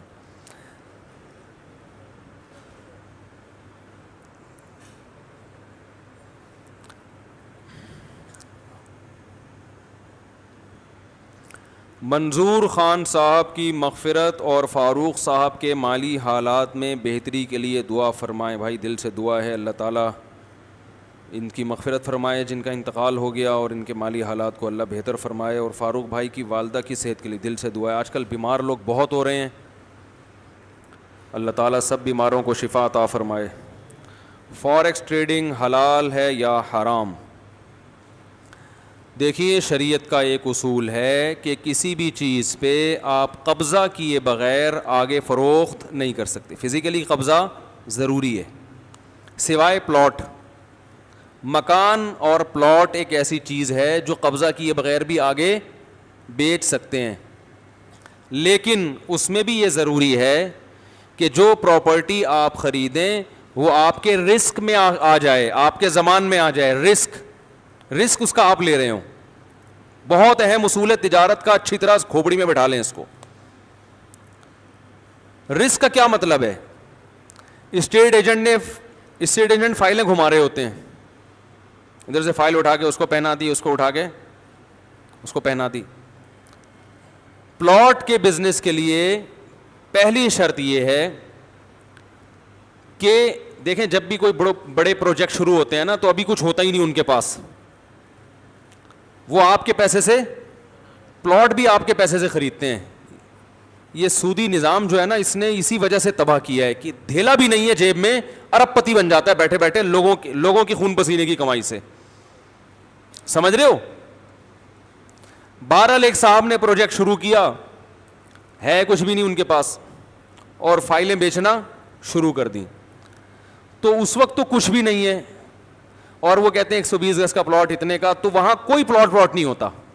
اس کو بکنگ سے تعبیر کیا جاتا ہے کہ جن لوگوں کا قرآن اندازی میں نام آئے گا ان کو پلاٹ دیا جائے گا, جن کا نام نہیں آیا ان کے پیسے کاٹ کے واپس کر دیے جائیں گے. تو یہ ابھی پلاٹ خریدا نہیں جا رہا, بلکہ پلاٹ کی بکنگ ہو رہی ہے, ایک حق حاصل ہو رہا ہے کہ بھائی میرا قرآن اندازی میں نام ڈال دو اور یہ پیسے لے لو, نام نکلے گا تو میں خرید لوں گا پلاٹ. کیونکہ ابھی خریدنے کا عمل نہیں ہو رہا ہے, لہذا یہاں تک معاملہ کیا ہے, جائز ہے. جن کا قرآن اندازی میں نام آ گیا ان کو جب پھر اس میں پھر شریعت میں یہ ضروری ہے, جن کا نام آیا تو پھر آپ یہ کریں گے کہ آپ نے جب پلاٹ بلڈر نے خریدے تو وہ بتائے گا کہ یہ پلاٹ ہے, یہ لوکیشن ہے, آپ کا قرآن اندازی میں نام آیا تھا, آپ کا حق ہے کہ آپ خریدیں. اب آپ بتائیں آپ خریدنا چاہتے ہیں یا نہیں چاہتے. آپ کو پورا حق ہے کہ آپ بولے مجھے, بولو بھائی نہیں چاہیے, اس کے ذمہ لازم ہے کہ آپ کو پیسے واپس کرے. لیکن مارکیٹ میں ایسا نہیں ہوتا, کیونکہ ایک چیز ابھی خریدی نہیں ہے تو آپ پر پابندی کہاں سے ہوئی. خریدنا اس وقت تک ممکن نہیں ہے جب تک وہ وجود میں نہ آیا ہو, پتہ ہو یہ ہے پلاٹ, یہ اتنی لوکیشن ہے, اس کا یہ نقشہ ہے, بے شک نقشے میں ہو لیکن ہو. سمجھ میں آ رہی ہے بات کہ بھائی اس کو پتہ ہو گیا یہاں ہے پلاٹ اور اتنے گز کا ہے, تو وہ الاٹ ہو گیا تو آپ اس کو خریدیں گے اور نہیں بھی خرید سکتے. اجتماعی قربانی میں بھی یہ ذہن میں رکھیں کہ اجتماعی قربانی کی دو قسمیں ہوتی ہیں. ایک تو آپ لوگوں کو سہولت دے رہے ہوتے ہیں کہ جو ہمارے ساتھ اجتماعی قربانی کرنا چاہیں ان کے لیے ہم نے پیسے جمع کیے اور گائے خرید کے لائے اور گوشت سب کو پہنچا دیا.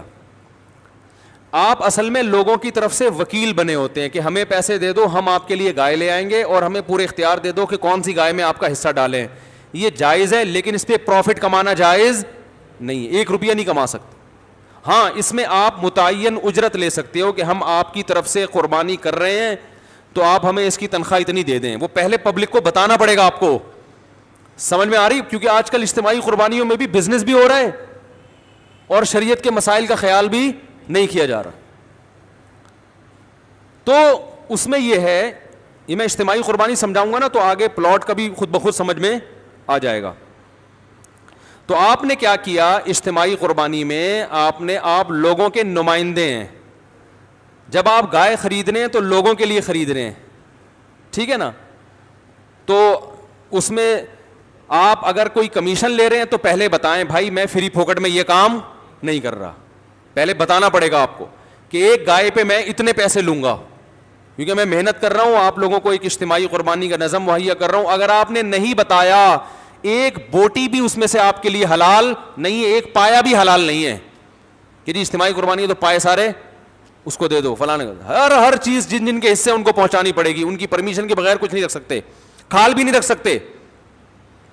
کھال کا مالک بھی کون ہے, جس کی گائے ہے, وہ لوگ مالک ہیں.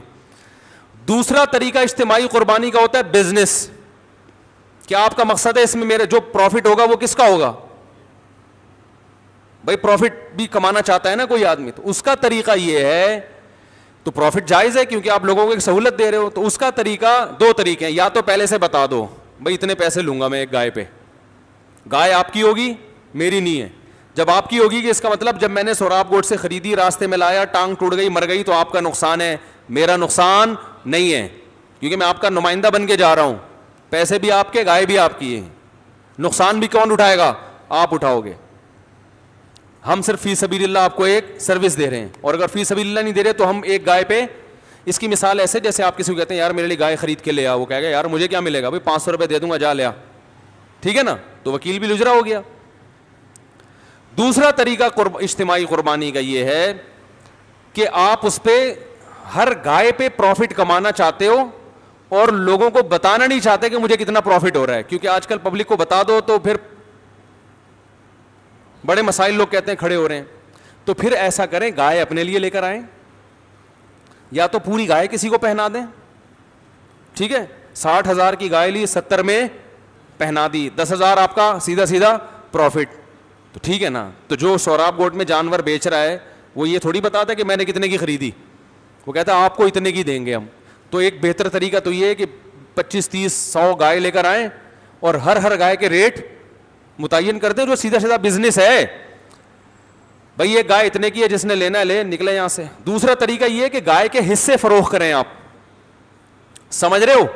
گائے کے کیا فروخت کریں؟ حصے. حصے فروخت کرنے میں یہ ہوگا کہ گائے آپ لے کر آئیں گے, وہ آپ کی ہوگی.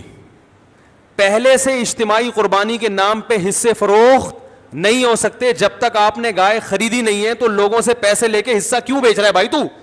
یہ تو ناجائز ہے, حرام ہے. اور زیادہ تر اجتماعی قربانی میں یہی ہو رہا ہے. وہ کہتے ہیں آپ کا حصہ, اس میں پیسے دو.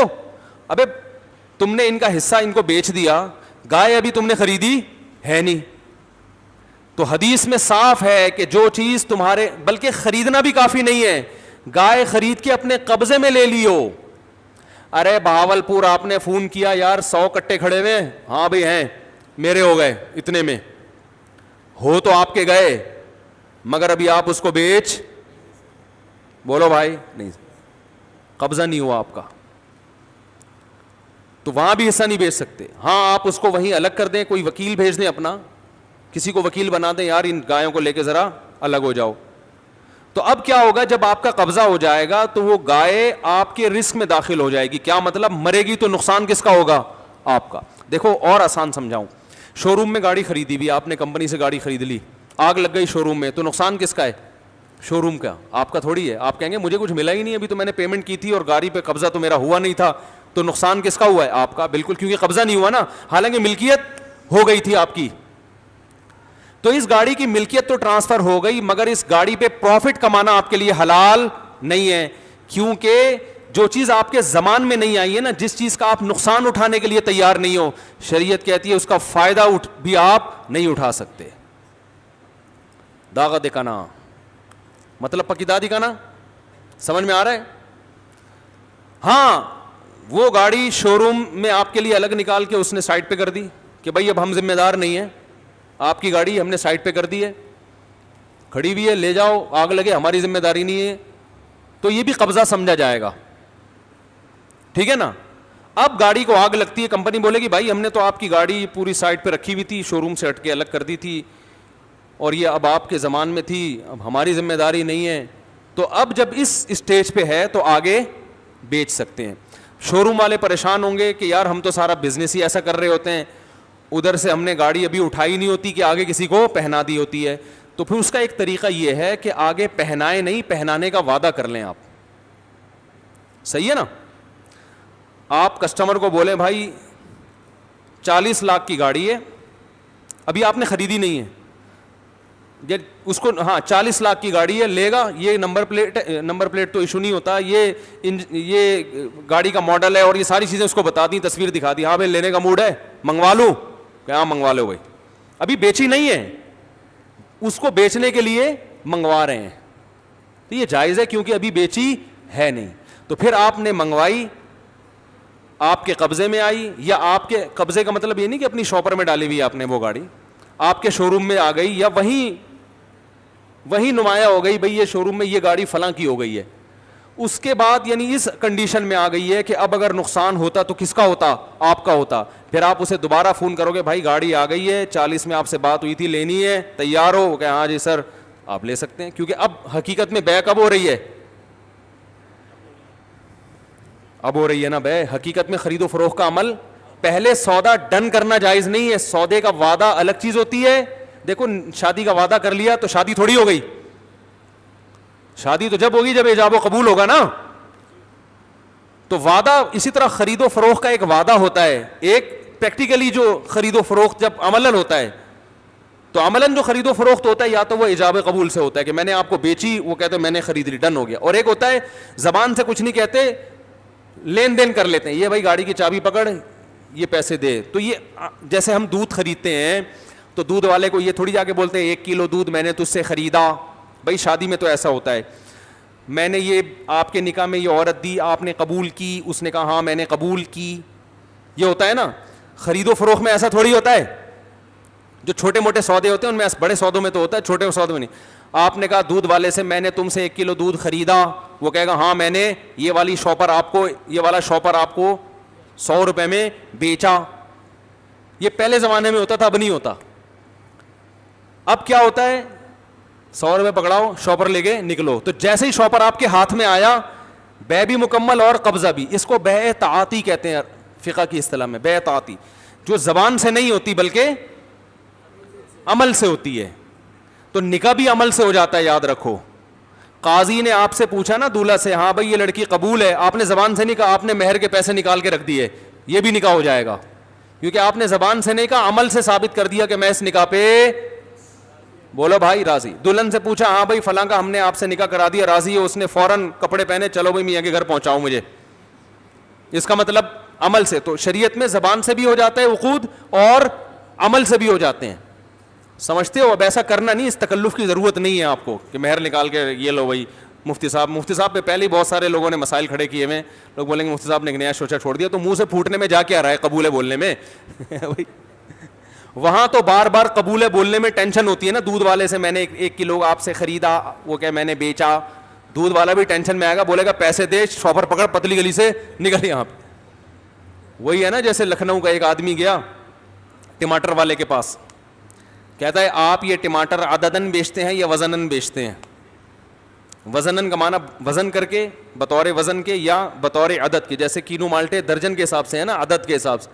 تو آپ کے ہاں ٹماٹر عددن بکتے ہیں یا وزنن؟ سبزی والا پریشان, یار یہ کیا باتیں کر رہے ہیں, سبزی والے کے سمجھ میں نہیں آیا کیا بول رہا ہے. پھر وہ لکھنؤ والے نے کہا آپ کے ہاں ٹماٹر عددن بکتے ہیں یا وزنن؟ 2-3 دفعہ جب کہا, کہہ رہے ہمارے یہاں دندن بکتے ہیں, دندن لینا ہے لو ورنہ پتلی گلی سے نکلو. پتہ نہیں کیا عددن وزنن لگا کے رکھا ہوا ہے. دندن بکتا ہے, دندن, صبح ریڑی لے کر آتا ہوں, شام تک خالی دندن 2-4 نہیں بکتے. تو اب آپ اس کو بے تعاطی کہتے ہیں. تو ایسے ہی بعض دفعہ کوئی بھی چیز بیچی جاتی ہے, شو روم میں گاڑی آ گئی, آپ نے کہا ہاں بھائی لینی ہے آ جاؤ, تو وہ بک اس وقت رہی ہوتی ہے جب آپ اس کو گاڑی کی چابیاں پکڑا رہے ہوتے ہیں. اس سے پہلے اگر ایجاب و قبول نہیں ہوا کہ میں نے یہ گاڑی خریدی یا میں نے بیچی اور باقاعدہ اس طرح سے ڈن نہ ہوا ہو, تو پھر بے اس وقت سمجھی جائے گی جب گاڑی اس کے حوالے اور پیسے آپ اس سے, بلکہ گاڑی حوالے کرتے ہی بے ہو جائے گی. ٹھیک ہے نا.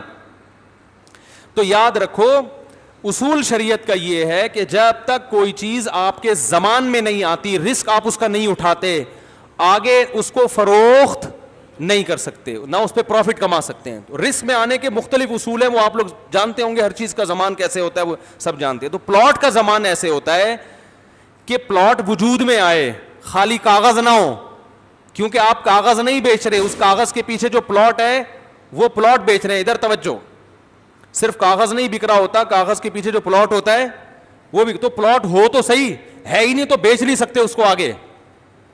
لوگ کیا کر رہے ہوتے ہیں کہ بکنگ کے جو پیسے بلڈر نے لیے آپ سے فلیٹ یا پلاٹ کے, ابھی پلاٹ ہے نہیں, وہ آپ کے پیسوں سے پلاٹ خریدے گا آپ کا وکیل بن کے. بعض دفعہ ایسے بھی ہوتا ہے آپ کا وکیل بن کے خرید رہا ہوتا ہے, تو وکیل بن کے جب خریدے گا تو خریدتے ہی آپ مالک بن گئے اس کے, کیونکہ وہ آپ کا نمائندہ تھا, اس نے آپ سے پیسے لیے تھے. لیکن پھر سارے مالکانہ حقوق کس کے ہو جائیں گے؟ آپ کے. جبکہ یہ کمبخت مالکانہ حقوق دینے میں بھی بڑے ترساتے ہیں. تو یہ حرام کاریاں ہو رہی ہیں, سب ناجائز ہو رہا ہے. تو اور جن کا نام نہیں نکلا لاٹ قراندازی میں, ان کے پوری پیمنٹ واپس کرنا, بولو بھائی, ضروری ہے. ہاں یہ ہو سکتا ہے کہ قراندازی کرنے کے جو مصارف تھے, قراندازی وہ پیسے آپ سے کاٹ سکتے ہیں. یہ اس قسم کے جو مصارف جو آپ ہی کے فائدے کے لیے تھے, پروفٹ نہیں لے سکتے اس پر, جبکہ یہ اچھا خاصا پروفٹ کاٹ کے آپ کو دیتے ہیں. یہ بالکل حرام ہے بلڈر کے لیے ایسا پروفٹ لینا کہ جب اس کا نام پلاٹ نکلا ہی نہیں ہے, دے ہی نہیں رہے ہیں, تو اس کے 25,000 جو آپ نے قسط لی تھی اس میں سے 5,000 کس بیس کے کاٹ رہے ہو بھائی. یہ تو جوا ہو گیا نا, کہ آپ نے 25,000 داؤ پہ لگائے کہ اگر پلاٹ نکل آیا تو ٹھیک ٹھاک قیمت, نہیں نکلا تو 5,000 کا نقصان ہوگا. یہ نقصان آپ تو اٹھانے کے لیے تیار ہوتے ہیں, لیکن آپ کو نہیں پتا ہوتا اس 5,000 سے وہ کمبخت بیٹھے بیٹھے کروڑوں روپے کما لیتا ہے فری پھوکڑ کے. تو یہ کیا ہے؟ حرام ہے, ناجائز ہے. ٹوکن بتا رہا ہوں ابھی میں. اب کیا ہوا, آپ کا پلاٹ نکلا, اب جب تک فزیکلی وہ پلاٹ متعین نہ ہو جائے, اچھا اس کی بھی گنجائش ہے کہ 100 پلاٹ تھے, آپ کو یہ نہیں پتا ان میں میرا والا کون سا ہے, لیکن ایک پورا ہول سیل کے حساب سے آپ اس کو یعنی بہت سارے آپ کے پلاٹ تھے, یہ پھر پیچیدہ ہو جائے گا, بھی چھوڑو اس کو, پہلے آسان آسان سمجھو. آپ کو پتا چل گیا یہ لوکیشن ہے اور یہ لکیر کھینچی ہوئی ہے, بے شک وہاں جا کے دیکھو نہیں, لیکن پتا ہونا چاہیے, نقشے میں پتا ہو یہ میرا پلاٹ. اب وہ اس حیثیت میں آ جائے کہ آج اس پلاٹ پہ اگر نقصان ہو تو وہ نقصان آپ کا سمجھا جائے. اس یعنی اگر کوئی خدا نخواستہ قبضہ کر لے, صحیح ہے, یا یہ کہ دھس گیا کسی وجہ سے یا کچھ بھی نقصان ہو گیا, تو قدرتی نقصان سے وہ نقصان کس کا سمجھا جائے گا؟ آپ کا. ہاں ایک نقصان وہ ہوتا ہے کہ فائل ہی کرپٹ تھی نا, وہ تو بیچنے والے نے دھوکہ دیا, ایسے میں تو بیچنے والے کا نقصان ہوگا. لیکن خریدنے والے کا نقصان جب قدرتی حادثہ ہو تو کس کا سمجھا جائے نقصان؟ خریدنے والے کا. تو جب پلاٹ اس کنڈیشن میں آئے گا تو پھر وہ آپ کسی اور کو پہنا سکتے ہیں. یہ صرف پلاٹوں کا ہے, لیکن پلاٹ کے علاوہ جو چیزیں ہوتی ہیں, مکان اور پلاٹ کے علاوہ, وہ اتنا نہیں, بلکہ فزیکلی آپ کا قبضہ اس پہ ضروری ہے. اب جو فورسٹ ٹریڈنگ ہو رہی ہے سونے اور چاندی کی اور ڈالر کی, اس میں آپ کے قبضے پہ سونا نہیں آتا. قبضے میں ضروری نہیں کہ آپ کے شاپر میں, آپ کے اکاؤنٹ میں اگر ٹرانسفر ہو جائے تو بھی ٹھیک ہے. تو بینک میں جو آپ کا اکاؤنٹ ہے فزیکلی اس میں ٹرانسفر ہونا ضروری ہے, وہ پیسے جائیں اس میں, کہ آپ اگر اگلی بے نہ کریں تو وہاں سے جا کے نکال لیں وہ پیسے, ایسا نہیں ہوتا. صرف ڈفرینس برابر کرتے ہیں بیٹھ کے. گولڈ بیچا آپ کو, میں نے آپ کو گولڈ بیچا 1 مہینے کے لیے, 1 مہینے بعد حقیقت میں کچھ نہیں بیچا ہوتا, 1 مہینے کے بعد گولڈ کی قیمت اگر بڑھ گئی تو میں آپ سے پیسے لے لیتا ہوں, قیمت گر گئی تو میں آپ کو پیسے دے دیتا ہوں. وہ یہ بالکل کیا ہے, بولو نا, حرام اور ناجائز. اسی طرح شیئرز کا بزنس بھی ہے. شیئر جب آپ خریدتے ہیں کسی کمپنی میں تو شیئر پہ آپ کا قبضہ ضروری, اور قبضہ جب سمجھا جاتا ہے جب وہ شیئر آپ کے نام ٹرانسفر ہو جائے. جب تک نام ٹرانسفر نہیں ہوتا تو فزیکلی عرف میں آپ کا قبضہ شمار نہیں ہوتا. جب نام ٹرانسفر ہو جائے پھر آگے بیچ کے نفع لے سکتے ہیں, اس سے پہلے آپ پروفٹ نہیں لے سکتے. سمجھ میں آ رہی ہے بات کہ نہیں آ رہی؟ ہاں بغیر پروفٹ کے بیچ سکتے ہیں اسی فیس ویلیو پہ. وہ بیچنا نہیں کہلائے گا, بلکہ دستبرداری کہلائے گا, کہ میں نے لیا تھا, میں ہٹ رہا ہوں, مجھے پیسے دو, یہ آپ میری جگہ آ جاؤ. دستبرداری جائز ہے, پروفٹ نہیں کما سکتے.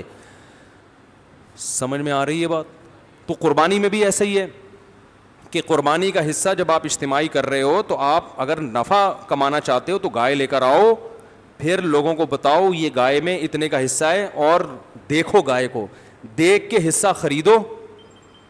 سمجھ میں آتا ہے خریدو, نہیں آتا تو پتلی گلی سے نکلو.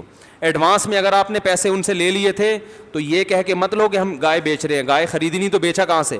آپ بولو بھائی بکنگ ہو رہی ہے, کیونکہ لوگوں میں ڈر ہوتا ہے گائے لائے وہ پتہ چلا دیے ہی نہیں. تو ایڈوانس میں پیسے لے کے جب گائے لاؤ تو اس کو دکھاؤ یہ گائے ہے, چاہے واٹس ایپ پہ دکھا دو, اس کو بتاؤ خریدنا ہے کہ نہیں خریدنا. وہ کہ نہیں خریدنا تو پورا حق ہے اس کو کہ اپنے پیسے واپس. ذرا بھی آپ اس میں چونو چرا نہیں کر سکتے, تم نے تو بولا تھا. بھائی یہ بولا تھا, خریدا تھوڑی تھا, خرید تو اب رہے ہیں. بغیر دیکھے خریدنا بھی جائز نہیں ہے کسی چیز کا.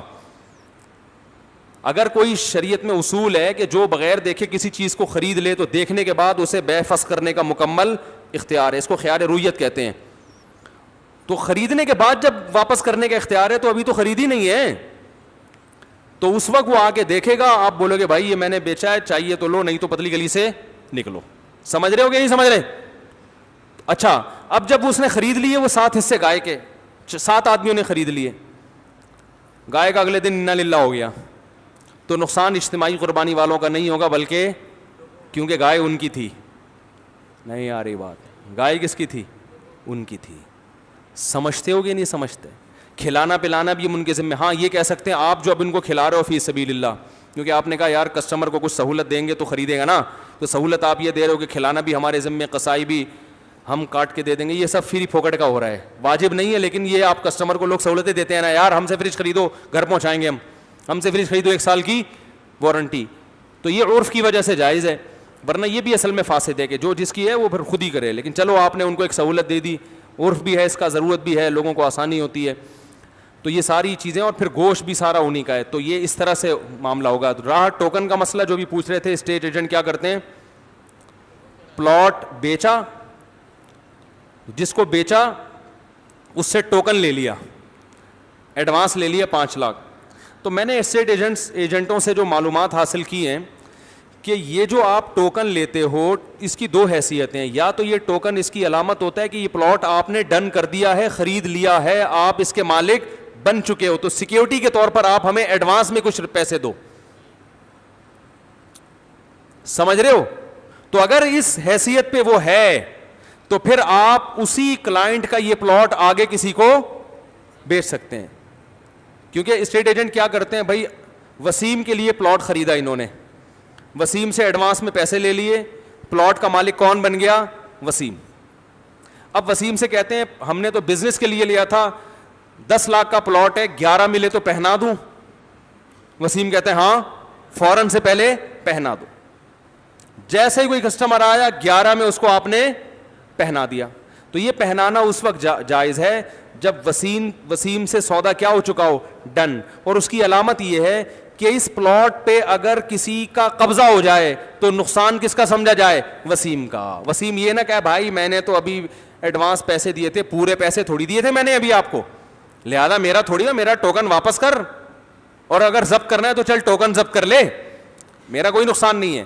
اس کنڈیشن میں اگر پلاٹ ہے تو وسیم کے لیے اس پلاٹ پہ پروفٹ لینا حرام, کیونکہ وہ آپ کے رسک میں وہ پلاٹ ابھی آیا نہیں ہے. بات آ رہی ہے کہ نہیں آ رہی ہے سمجھ میں؟ اب اسٹیٹ ایجنٹ گڑبڑ کیا کرتے ہیں, وسیم کو پلاٹ بیچا انہوں نے 20 لاکھ کا, ٹوکن میں رکھ لیے 2-4 لاکھ فار ایگزامپل.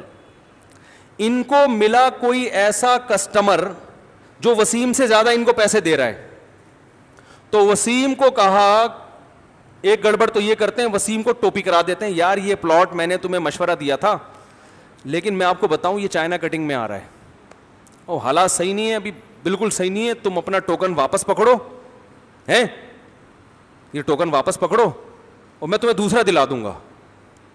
کیونکہ یہ ادھر ان کو 1 لاکھ پروفٹ, وہاں کتنا مل رہا ہوتا ہے؟ زیادہ مل رہا ہوتا ہے. یہ بالکل حرام ہے اسٹیٹ ایجنٹ کے لیے ایسا کرنا, 2 وجہ سے. ایک تو یہ کہ پلاٹ کا مالک کون بن چکا ہے؟ وسیم بن چکا ہے. جب مالک بن چکا ہے تو اب آپ بتائیں یہ آپ کا پلاٹ ہے تو آپ کی مرضی کے بغیر آگے بیچ نہیں سکتا, اور اس کو پوری صورتحال سے آگاہ کرنا. جب اس کا پلاٹ ہے تو کمیشن آپ کے لیے حلال کہاں سے ہو گیا یہاں؟ اور اگر اس ٹوکن کی حیثیت یہ ہے کہ یہ سودا ہوا نہیں ہے بلکہ آپ ایڈوانس میں اس سے کچھ پیسے لے رہے ہو, جو اس کی ضمانت ہے کہ آپ یہ پلاٹ خریدنے میں انٹرسٹڈ ہو, خالی پیلی کی ہوائی باتیں نہیں کر رہے. کیونکہ ہم نے ستار کو بلانا ہے, اس کو ہم نے چونا لگا کے سستا کرانا ہے, یہ پلاٹ صرف آپ کے لیے ہم اتنی ٹینشن اٹھا رہے ہیں. پتہ چلا اس کو ہم ایک قیمت پہ لے آئے, 20 لاکھ والا پلاٹ ہم 15 پہ لے آئے, اور آپ کا کہیں اور سودا ہو گیا, ہماری یہ محنت کیا ہو گئی؟ ضائع. تو آپ ایڈوانس میں 2-4 لاکھ روپے رکھوائیں, جو اس کی علامت ہوگی کہ آپ پلاٹ خریدنے میں واقعی انٹرسٹڈ ہیں. تو یہ اسٹیٹ ایجنٹ ہی بتائے گا کہ ہم جو ٹوکن لے رہے ہیں سودا پلاٹ بیچنے کے لے رہے ہیں اور یہ ایڈوانس پیمنٹ ہے, یا ہم بکنگ کے لے رہے ہیں خالی کہ آپ نے خریدنا ہے, بیچا نہیں ہے مگر آپ خریدنے کے کیا ہیں؟ پابند ہیں. سمجھ میں آ رہی ہے؟ تو میں نے چونکہ اسٹیٹ ایجنٹ سے پوچھا, وہ مختلف باتیں کرتے ہیں تو ہم انہیں پہ ڈال دیتے ہیں, بھائی آپ کی جو نیت ہے اسی کے حساب سے معاملہ ہوگا. تو اگر اسٹیٹ ایجنٹ نے وہ پلاٹ خریدا نہیں ہے, ایڈوانس میں پیسے اس بات کے لیے ہیں کہ تم خریدنے کے پابند ہو, جیسے آپ نے اجتماعی قربانی میں ایڈوانس لوگوں سے پیسے لے لیے کہ جب میں گائے لاؤں گا تو آپ خریدو گے, یہ اس کی علامت ہے کہ پہلے پیسے دے دو, یہ اس کی علامت ہے واقعی تم کیا کرو گے؟ مجھ سے خریدو گے. کیونکہ پہلے ایڈوانس میں پیسے کوئی دیتا نہیں ہے, ورنہ خالی باتیں بہت لوگ کر رہے ہوتے ہیں, 100 گائے لے آؤ میں خرید لوں گا, لے آئے وہ خرید نہیں رہا تو آپ کا تو بیڑا غرق ہو گیا. اس لیے بعض دفعہ ایڈوانس میں بھی پیسے اس لیے لیے جاتے ہیں کہ بھائی تم لوگے گی نہیں لوگے, لیکن لانے کے بعد پھر بھی اس کو حق ہے کہ وہ انکار کر دے. لیکن اکثر جب ایڈوانس پیمنٹ ہوتی ہے تو لوگ انکار کرتے نہیں ہیں. تو اب کیا ہے کہ آپ نے ٹوکن لے لیا, تو اب اور سلیم سے ٹوکن لیا, کہا کہ میں آپ کے لیے پلاٹ خرید رہا ہوں, اور خریدا نہیں ہے لیکن یہ ایڈوانس پیمنٹ اس کی علامت ہے کہ آپ خریدنے میں دلچسپی لے رہے ہیں. آپ کی میٹنگ کراؤں گا, خرید لیا. ویسے یہ ٹوکن تو میٹنگ کے بعد ہوتا ہے, ہاں ڈن کرنے کے بعد ہوتا ہے, لیکن ڈن کرنا ایک تو یہ ہے کہ میں نے خرید لیا, ایک ڈن یہ کہ میں وعدہ کر رہا ہوں کہ میں خریدوں گا. تو اگر یہ وعدہ ہے, میرا جہاں تک معلومات ہے نا, وعدہ نہیں ہوتا ہے کہ اب یہ میں نے خرید لیا ہے, تو ایسے موقع پہ پھر اسٹیٹ ایجنٹ وہ کسی اور کو پہنا نہیں سکتا, حرام ہو جائے گا اس کے لیے بالکل. اور اس میں نقصان ہو گیا تو سلیم کا نقصان ہے جس سے ٹوکن لیا ہے. اور اگر بالفرض کوئی کسی وجہ سے اسٹیٹ ایجنٹ نے کہا کہ ہم نے آپ کو بیچا نہیں تھا بلکہ بیچنے کا وعدہ تھا یہ, تو آپ سے اس بیس پہ ٹوکن لیا ہے اور مجھے پورا حق حاصل ہے کہ میں کسی اور کو بھی بیچ سکتا ہوں, تو ایسی کنڈیشن میں اگر اسٹیٹ ایجنٹ کسی اور کو دے دیتا ہے, یا سلیم بھائی کا ارادہ ہوا مجھے یہ پلاٹ نہیں چاہیے, تو اسٹیٹ ایجنٹ ٹوکن کسی صورت میں ضبط نہیں کر سکتا. یہ تو کسی صورت میں حلال نہیں ہے, کیونکہ نبی صلی اللہ علیہ وسلم کی حدیث ہے, لا یحل مال امرئ مسلم الا بطیب نفس منہ, کسی مسلمان کا مال اس کی دل کی خوشی کے بغیر حلال نہیں ہے. اسی وجہ سے اسلام میں مالی جرمانے کی کوئی گنجائش نہیں ہے, مالی جرمانہ جائز ہی نہیں ہے اسلام میں. اب سوال یہ پیدا ہوتا ہے کہ یار ایسے تو لوگ مکر جائیں گے. بھائی سلیم نے پلاٹ خریدا, وسیم نے بیچا, بیچ میں کمیشن ایجنٹ کون ہے؟ Estate agent. وسیم اور سلیم یہ دونوں ملتے جلتے نام ہے, کنفیوز ہوں گے, ستار اور سلیم. اسٹیٹ ایجنٹ کو ہم کوئی نام نہیں دیتے. اسٹیٹ ایجنٹ نے ستار کا پلاٹ بکوایا وسیم کو, دونوں پارٹیوں کا ڈن ہو گیا. وسیم نے اسٹیٹ ایجنٹ کے پاس 50 لاکھ روپے ٹوکن کے طور پہ رکھوا دیے. کل وسیم کا خیال ہوا جاوڑے ہم نہیں خریدتے, ہمیں تو وہاں اور سستا مل رہا ہے, اور اس نے مفتی صاحب کے بیان سنے ہوئے ہیں کہ ٹوکن اسٹیٹ ایجنٹ ضبط, بولو بھائی نہیں کر سکتے. تو آگے آ کے کہہ رہا ہے مجھے نہیں چاہیے, اور ستار تو بیچ چکا ہے. ستار اسٹیٹ ایجنٹ سے کہتا ہے ہم تو بھائی بیچ چکے ہیں, ہمیں تو پوری پیمنٹ چاہیے, تمہاری ایسی کی تیسی ہے بھائی, کیونکہ ہمیں تو اور اس پلاٹ کے لیے اس سے بھی اچھے رشتے آ رہے تھے, ہم نے ان رشتوں کا بھائی انکار کر دیا. تو اسٹیٹ ایجنٹ کیا کرتا ہے, بھائی یہ 50 لاکھ ہیں, یہ پکڑو, نکلو پتلی, پلاٹ بھی تمہارا اور 50 لاکھ بھی تمہارے, یہ حرام ہے. اب اس کا حل یہ ہے کہ اسٹیٹ ایجنٹ وسیم کو فون کرے کہ آپ کے 50 لاکھ میرے پاس ہیں, میں تیرا باپ بھی اس پلاٹ کو خریدے گا, پوری پیمنٹ کر اور پلاٹ لے کے پتلی گلی سے نکل. نہیں خریدتا تو اب میں یہ پلاٹ کسی اور کو بیچوں گا, جتنا نقصان ہوا وہ نقصان آپ برداشت کرو گے, کیونکہ یہ آپ کا پلاٹ ہے. یا تو اس کے پیسے دو, پیسے نہیں دیتے تو یہ نیلام ہوگا, اور اس سے ہم اپنے نقصان کی تلافی کریں گے. ہر چیز کا اصول یہی ہے نا, ارے آپ کا کوئی حق نہیں دے رہا تو شریعت یہ کہتی ہے آپ اس کسی بھی چیز کو اٹھا کے کیا کر لو, کسی بھی چیز نہیں, یعنی سوچ سمجھ کے آپ اپنا حق کسی بھی طرح سے وصول کر سکتے ہو. میزان بینک یہی کرتا ہے کہ اس نے آپ کو مکان بیچا, یونٹ بیچنا شروع کرتا ہے مکان قسطوں پہ, آپ 2 سال کے بعد کہہ رہے ہو مجھے نہیں چاہیے, تو میزان بینک کہتا ہے اس کی آپ نے اتنی قسطیں ادا کر دی ہیں کہ یہ آدھا آپ کا ہو گیا ہے, آدھا ہمارا ہو گیا ہے, کیونکہ کچھ کرایہ لیتا ہے میزان بینک اور کچھ یونٹ بیچتا ہے, تو آدھا آپ کا آدھا ہمارا, قسطیں شرافت سے دے دو. آپ کہہ رہے نہیں دے تو میزان بینک کیا کرے گا, اس گھر کو نیلام کرے گا, نیلام کر کے جو آپ کا آدھا بنتا ہے آپ کو دے گا, اپنا آدھا خود رکھ کے پتلی گلی سے نکل جائے گا. تو اصول یہی ہے. سمجھتے ہو کہ نہیں سمجھتے؟ تو بھائی آپ کا پلاٹ ہے, اب یہ آپ کا ہو گیا ہے, اب ہم اس کو بیچیں گے, سستے میں بکا تو نقصان کون اٹھائے گا, آپ. تو یہ ہے. اور یہ بھی ہو سکتا ہے یہ طریقہ سوٹیبل نہ ہو تو 50 لاکھ اس کے استعمال تو نہیں کریں لیکن روک لیں, اس کو واپس نہ کریں, اس کو ترسانے کے لیے, تڑپانے کے لیے, تاکہ وہ پیمنٹ دے. تو کسی سے پیمنٹ نکلوانے کے لیے تو اس کی رقم روکی جا سکتی ہے, کھائی نہیں جا سکتی.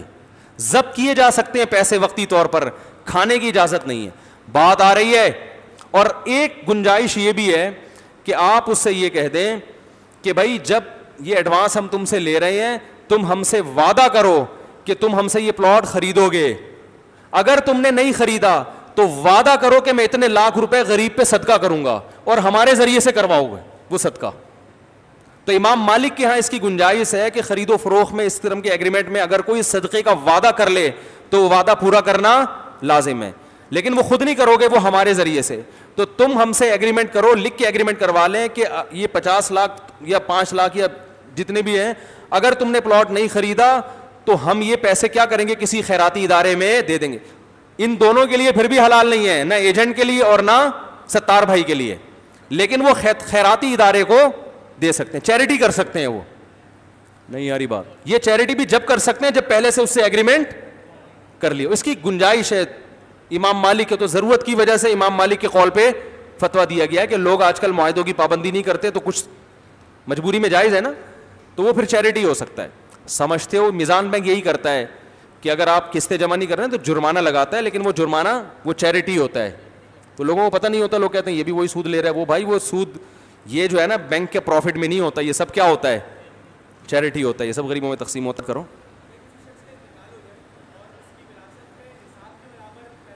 ہاں ہاں, بڑا اچھا سوال ہے. کسی کا انتقال ہو گیا اور اس نے اتنی وراثت چھوڑی کہ نصاب کے برابر پیسہ ہے, تو اتنی نہیں بلکہ تمام وارثوں پر کے حصے میں نصاب کے برابر پیسہ آ رہا ہو, پھر قربانی واجب ہوگی.